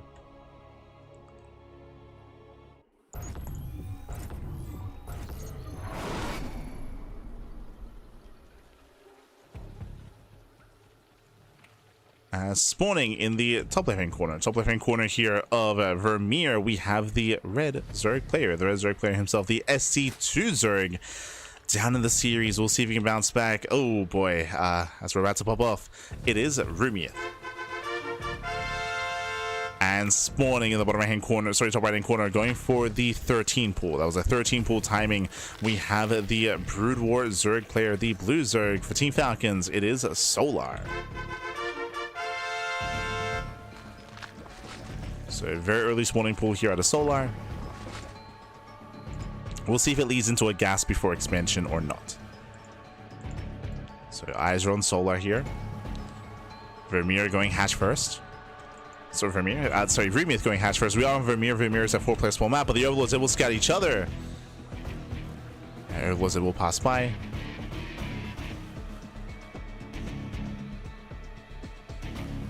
And now they know. They know each other's spawn location.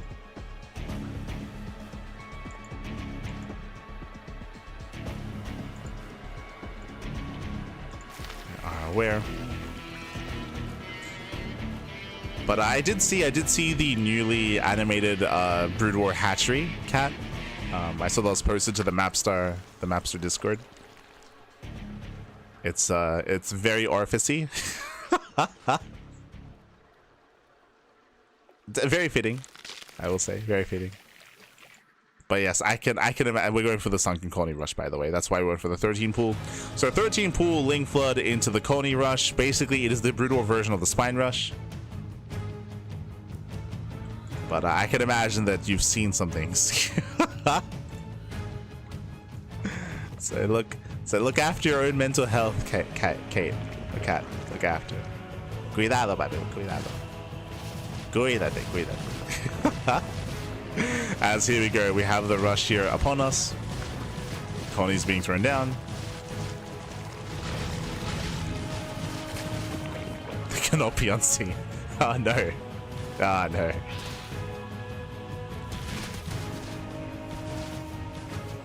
You have to purge your mind, Papi. Purge the mind. Solo, he's just buying time. Here he trades with Lings. He does outtrade Rumia. That he's just buying time for what? For the colonies. The colonies are up and running. They're on the hatchery. So now Solo, he does have a backbone to his army. He can always pull back here to the colonies.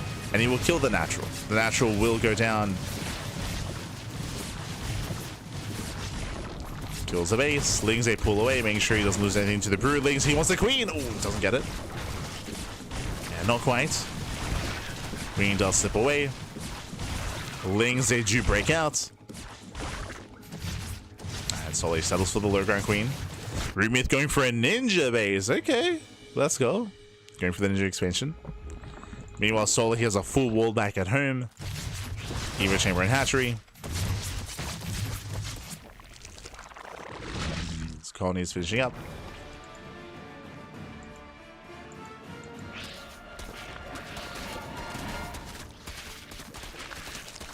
And from here, Sola's droning. From here, Sola, he can drone up, he can take up. We have Hydras on the way, gas guys are on the way as well. Sola not even wasting any resources on link speed. He'll, of course, maintain the colonies across the map. But from here, it's just time to drone. Meanwhile, Rumith is going for Link Flood. So Link Flood is on the way. We have Link Speed finishing up as well. Rumith is going for an all-in. He cancels the proxy hatch of the Ninja Base. Ninja Base is cancelled. He does change his mind. And eventually he'll break out. It'll cost a lot of links though. Kind of big investment.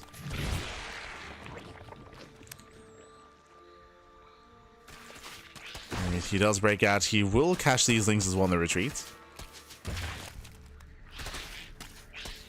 I'll speak him up. But outside of that, it's time to drone up. I don't really see the natural being broken here. I know with this kind of SimCity. I know with Hydras behind this as well. Oh, they are popping out on the other side. Gotta be careful. There we go. Oh, he saves the Hydra. Let's go.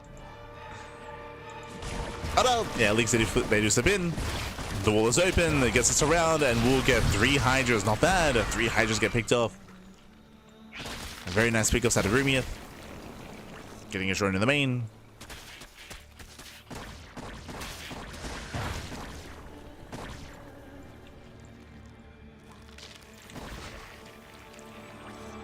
Does get a drone. Yo, shout out to Esther Demi in the chat. Are we gonna see some Varun? Some Varun in SE Evo, Pat? Ah.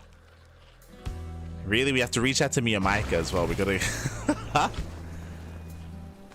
we gotta get all the Sea Boys back, Pappy. Ah, no.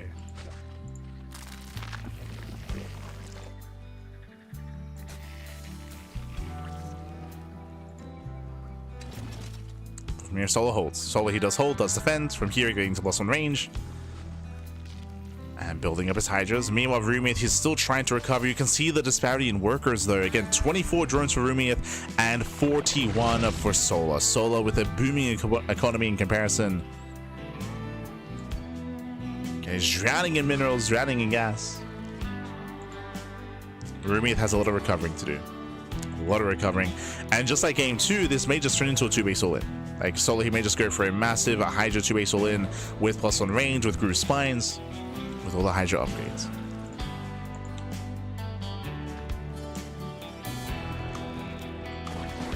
But hope you're doing well, Demi. Hope you're doing well.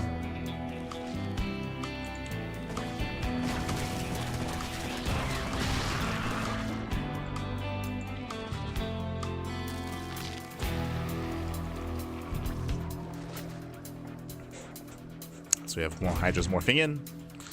Again, still no third base in sight. We do expect to see Solid just commit. just commit here on 2 bases. Honestly, Demi, I think you'd enjoy the Brutal Muta. Like, the Muta has 1 extra range. Like, Demi with 1 extra range mutas? Ah, let's go. The return of the Muta King, pappy. True.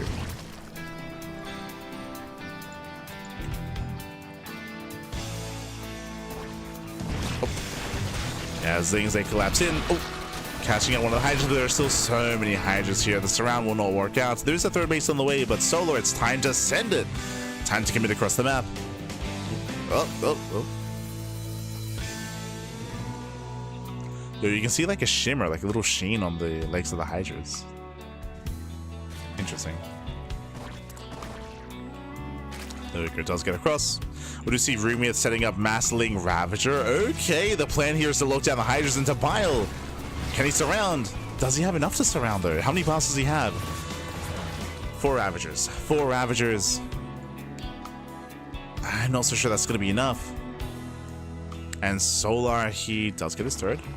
Getting his 3rd base. Lair is on the way. Solar does not commit.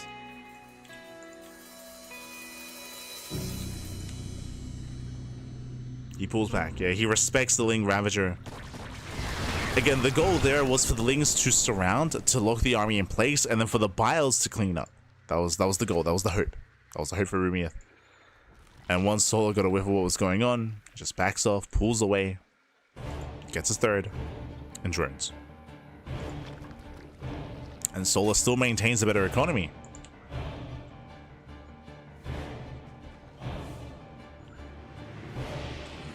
I always thought they slithered. Yeah, I always thought they slithered as well. Like, I think they do. Look, like, actually, no. Look, they're like scuttling on their little tendrils, like the little spikes.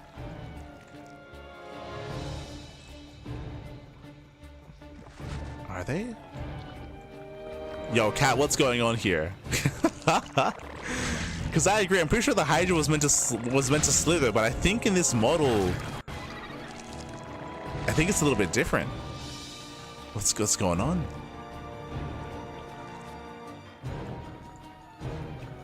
Like, are these little legs pushing them forward? Is it a combination of the two? What's happening?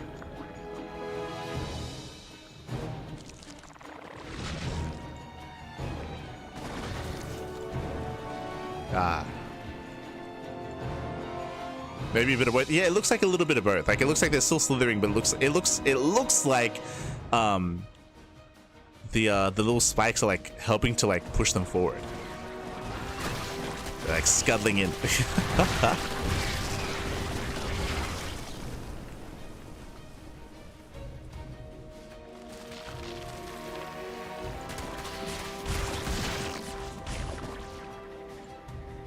So do not bite the tail factor. Ah, I see, I see.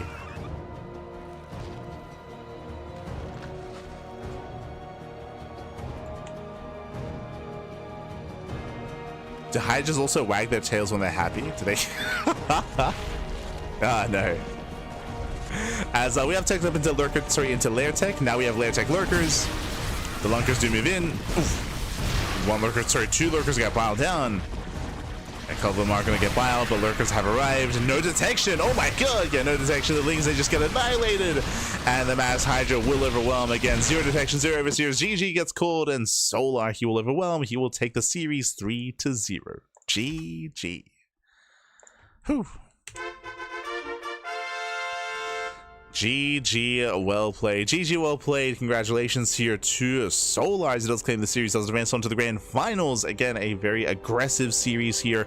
We didn't really get to experience any kind of mid-game play. Sure, technically we got up to 3 bases here, but the game was a little bit more decided earlier on because of the hyper aggression of Solar. Remember, what did Solar do? He went for a 13-pool spine rush. Sorry, 13-pool colony rush. He did rush with the colonies, took over the natural, killed the natural base, and then built up on 2 bases into 2-base Hydra.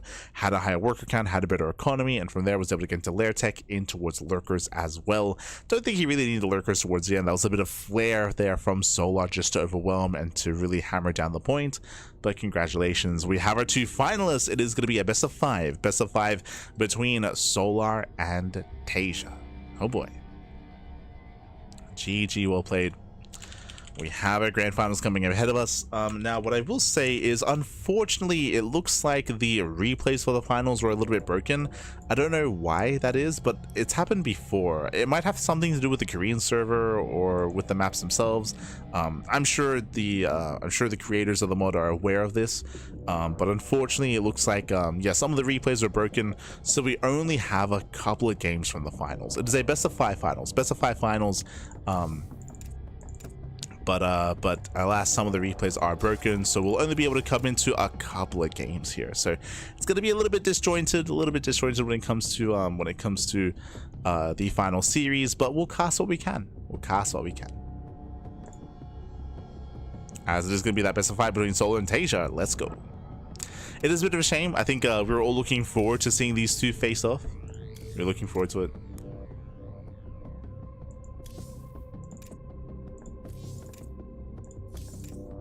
Here we go.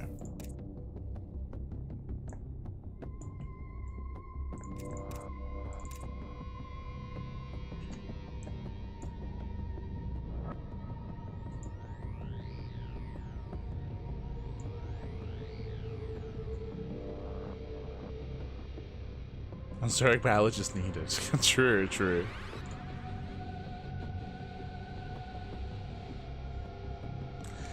For now, though, we are going to be jumping into game. Technically, this is game 2. Game 2 is going to be on Mothership. It looks like specifically the maps that are broken and the replays that are broken are the replays that were played on the mod. Sorry, not on the mod. Sorry, on the custom maps. So here we go. Spawning in the top left hand corner, top left side of Mothership, we have the Brood War Zerg player. We have the Brood War Zerg, the red Zerg. It is a Solar for Team Falcons. And spawning in the top right hand corner, we have his opponent. We have the blue Terran player. We have the South Korean Terran, the SC2 Terran. It is Taeja. Here we go. As we are jumping into our second game. And welcome to Mothership. Mothership is a massive map here in the map pool. Large map, long rush distance by ground, 3-player spawn locations as well. And we'll see how our players will approach this. We'll see how aggressive Taeja plans on being. Let's go.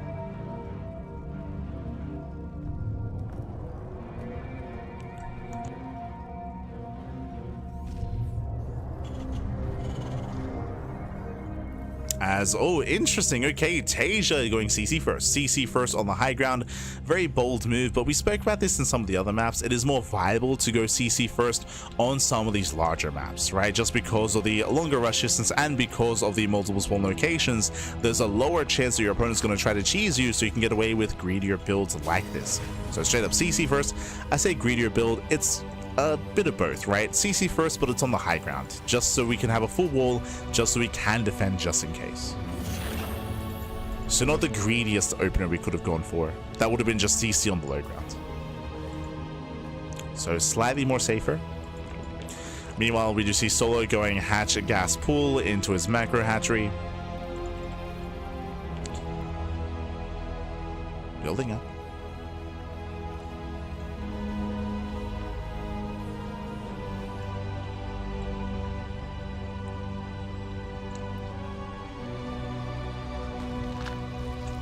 Someone else found it strange. You can build a mothership inside the mothership. True. We need a new name. This should this should be like the grandma ship or something, right? It should be this should be like the mother of all motherships, which is why it's so huge. That would make more sense. But like aesthetically though, it's really cool, like playing on a ship in orbit here.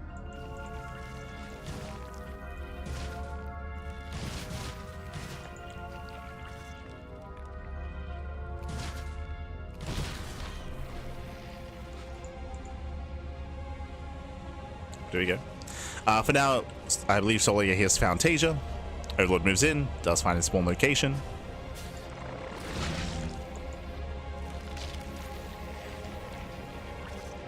And Taeja behind this going into mech. Okay, we have a second factory on the way. Building up into mech. Solo will scout, will confirm the mech that is coming his way. Solo knows. Does get a full scout. At the same time back at home is building up into Ling Hydra. Hydra Den has been thrown down.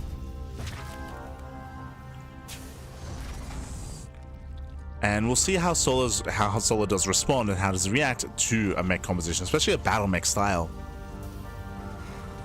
I feel like traditionally we see Ling Hydra Queen as the answer.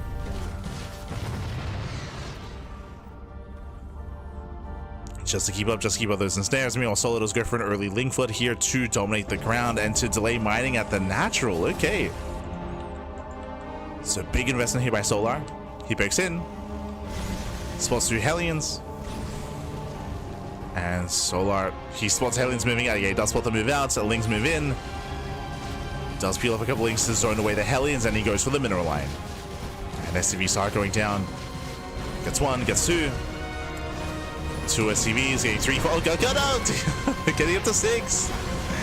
Yeah, 6, 7, 8, 9. Oh, 8 SCV kills. Critical damage here in the natural. The Hellions do survive, Hellions do defend, but so far nice damage in favor of Solar. Gets 8 SCVs, denies mining, almost killed the mule as well. And also got a full scout of the mech. Behind this is building up his Hydras. Once again, Solar staying on a lower drone count here, staying on 2 base saturation. So Solar being hyper aggressive.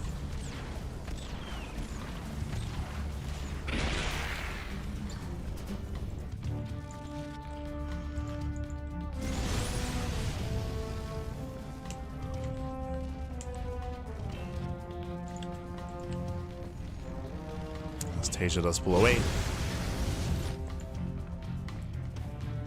Solar, he spots the move outs and he's going for a backstab. Yeah, and remember, Solar's not droning. Remember, Solar, he's all in. Solar's completely all in.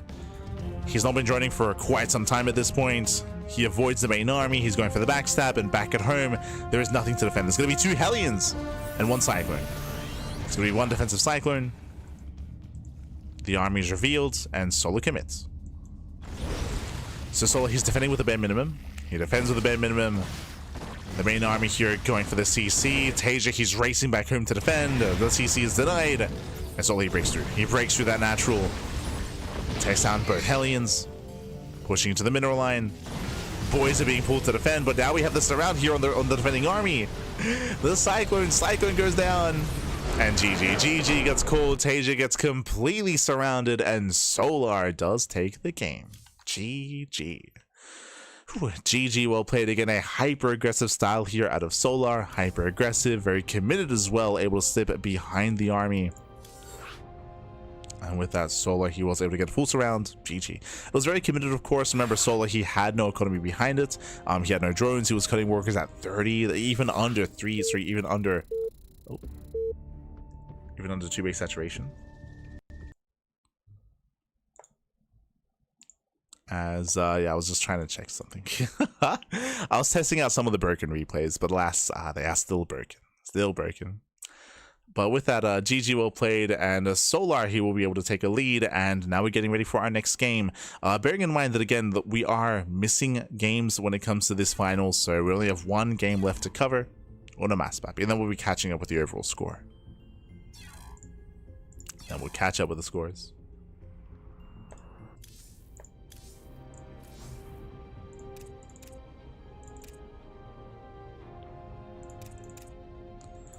As our next game is going to be on Ruby Rock.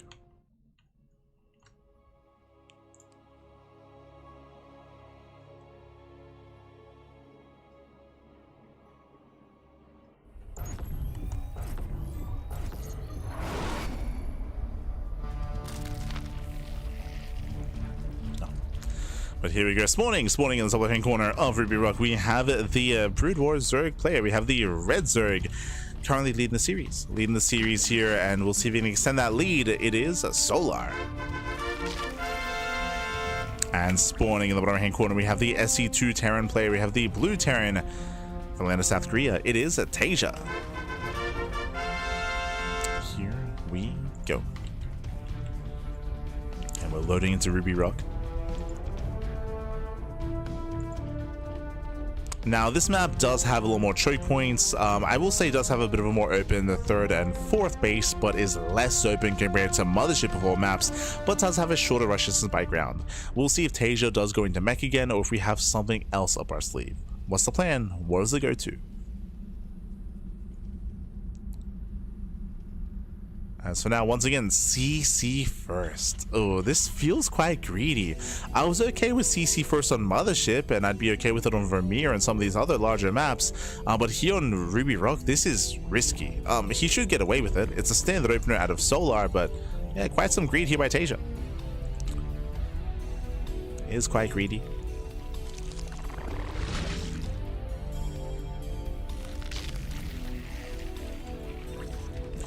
Solar has shown aggressive tendencies. I mean, bearing in mind that last series Solar did 12-11, like he did 12-11 Rumiat.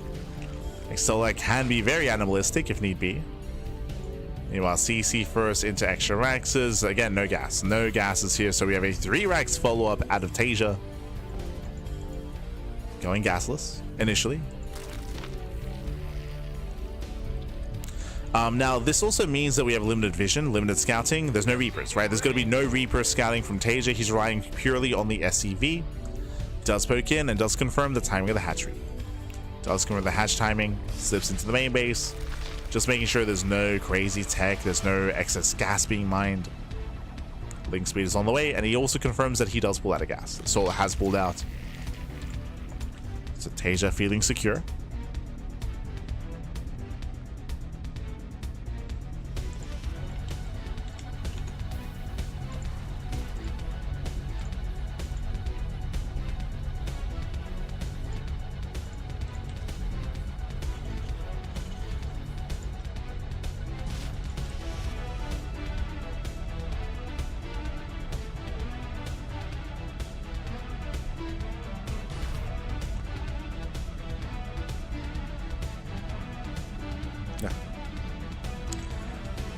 Taeja does pull away the scouting SCV. We do see Solar setting up with his own tech. Once again, going for his Hydras.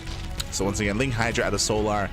Much earlier Evo Chamber. Bear that in mind for earlier +1.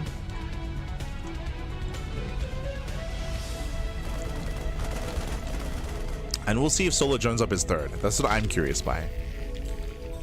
Does he join up his third base? How heavily does he saturate? Meanwhile, Taeja's building up towards the 3 Rax stim timing. Gas is kicking in, waiting for stim. And stim has begun. So this is going to hit quite hard. It's going to hit quite hard here. Could be a lot of buy, a lot of Marines. Thanks to the more greedier opener as well, Taeja will have that boosted economy.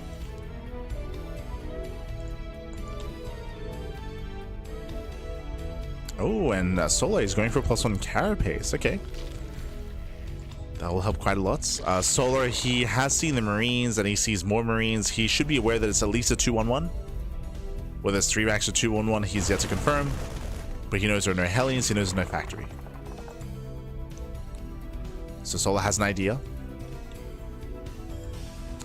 As the rest of the Marines reinforce, now he sees the entirety of the Marine counts. This is a bigger tell.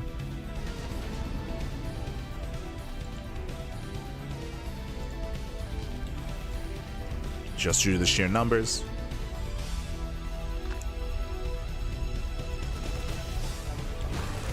Solar attempts to slip in.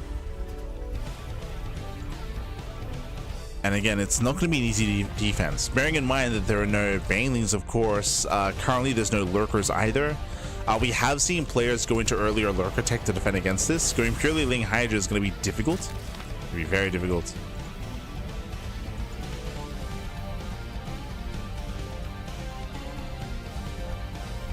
We mentioned previously that going into Spine Crawlers to help have like a secure defense is also a viable option. But Solar's being proactive.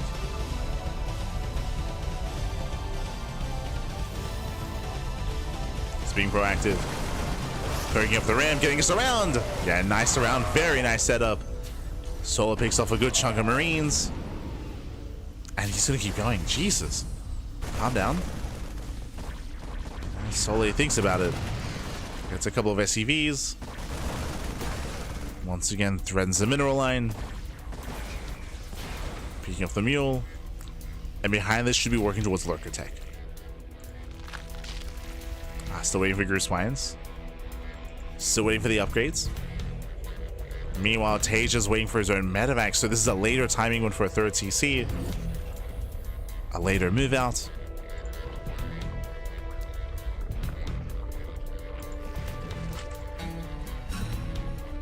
And there it is, Lurker Tech. Lurker Tech is on the way.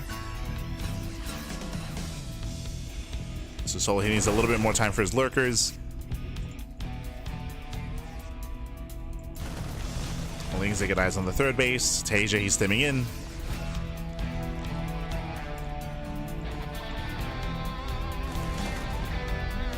And Solo needs more time.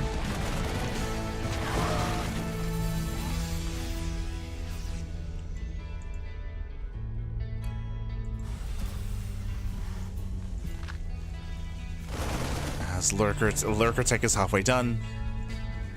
Taeja doesn't risk moving in. Doesn't risk it. Oh. There's first stim. Yeah, there's that first stim. Trying to break through.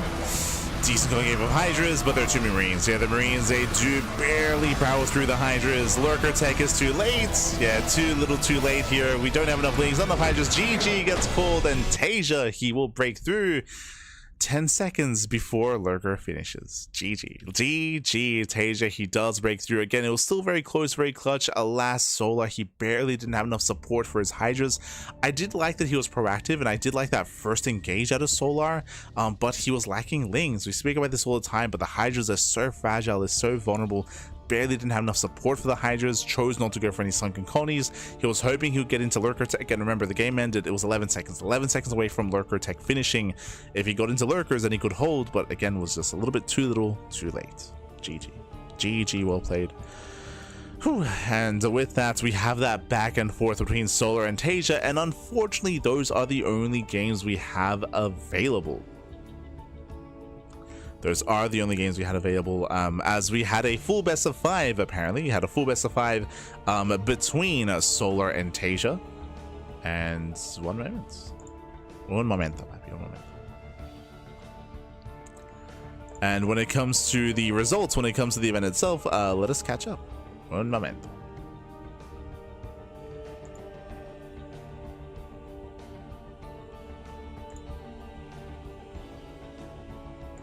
Let's catch up on the brackets.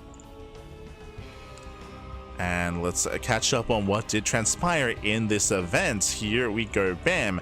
As you can see here, we had our full bracket here, our full round of 16, and even a couple of players here in the round of 32 as well. Really nice signups here, really nice setup that we did have available to us. We had Solar, he took down a Gilliman 2-1, took down Milky Cow 2-1, which we did cover, took down Rumia 3-0, and then Solar did win in the grand finals 3-1 over Taeja. Looking at the results here, it looks like Solar, he won on Vermeer, he won on Mothership. Taeja won this one game on Ruby Rock, but that was the only game that he did take, as Solar did clean up on Radion in that final game.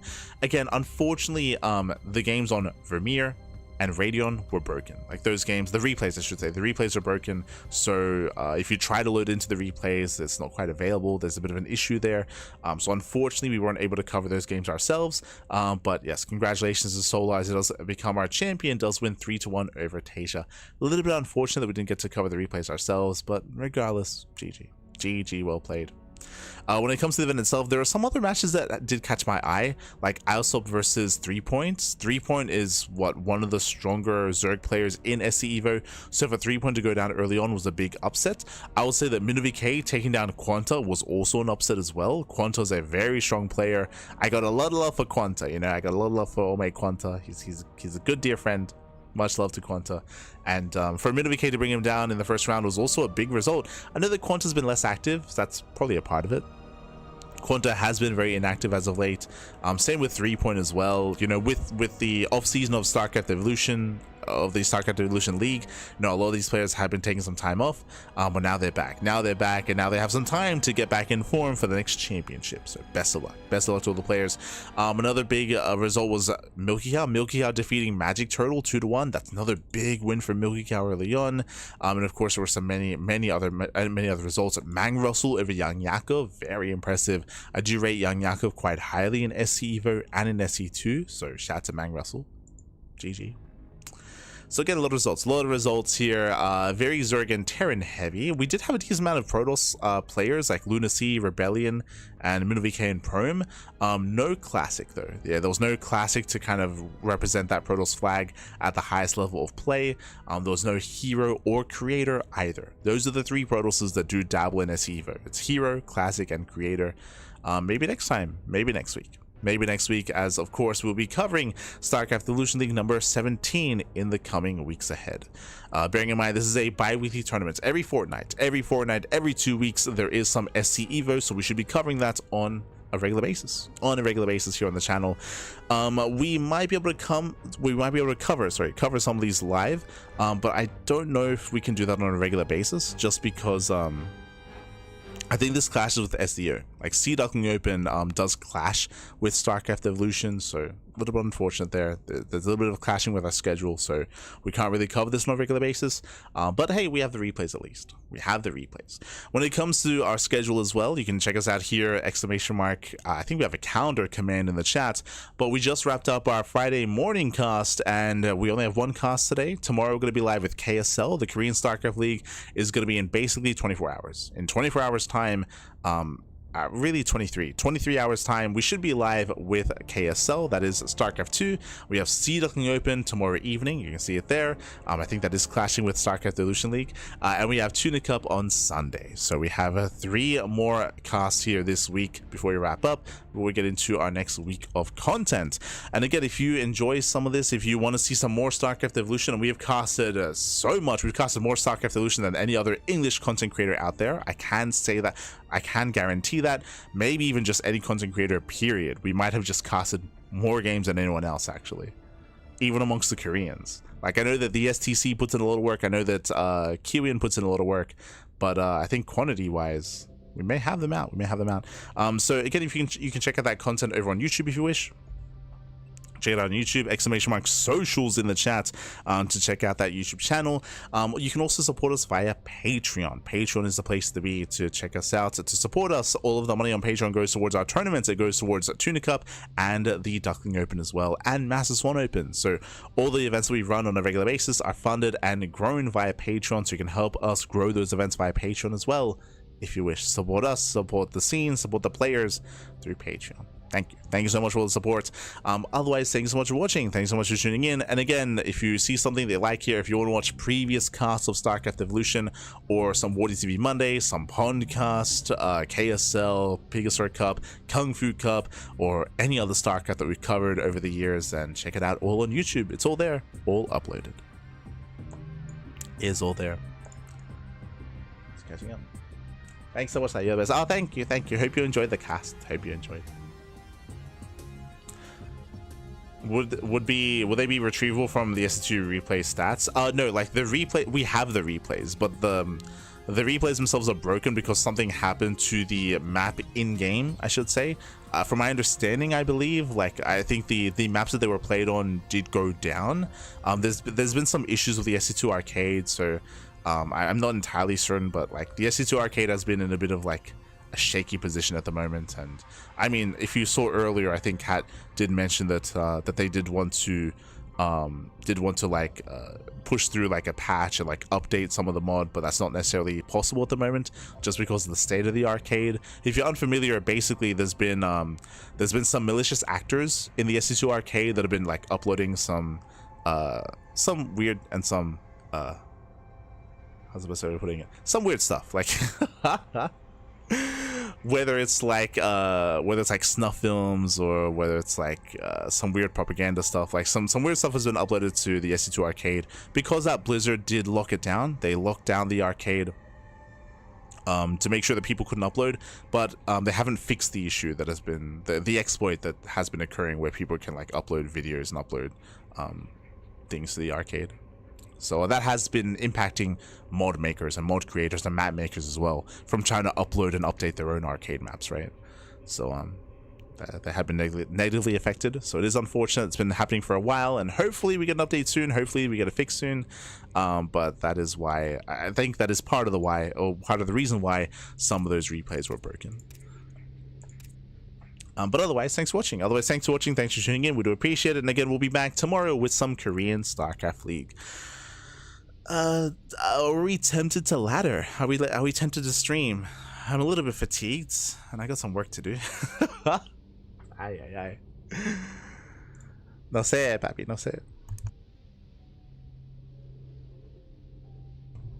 I'll tell you what, I might stream later on tonight. I think we'll settle on that. So for now, we're gonna be wrapping up.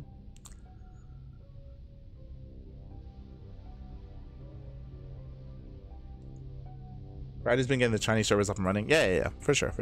Understandable. But yeah, I think for now we're gonna be wrapping up. I'm gonna go get some food, gonna get a break, gonna get some rest, and gear up and get ready for tonight. I should be live tonight on my personal channel. If you're curious, !light in the chat. I do not stream on the CranKy Ducklings. We try to like distinguish between, you know, the CranKy Ducklings as like a casting channel and like our own, you know, solo content. Whether or not that's a good thing or a bad thing, hard to say. I know that others don't make that delineation, and they're able to have everything on their own channel. But here we do split things up a little bit. So if you want to follow me, you can follow me on my own personal channel. I do stream on an irregular basis. I don't really have a lot of time to stream because we're casting so much, but every now and then I go live with some Final Fantasy or with some StarCraft ladder as well. So you can check us out there if you wish. Otherwise, thanks for watching. And we'll see you guys tomorrow for some Korean StarCraft for the KSL. See you then. Thanks for watching. Until next time, ciao, papi, ciao. Until next time.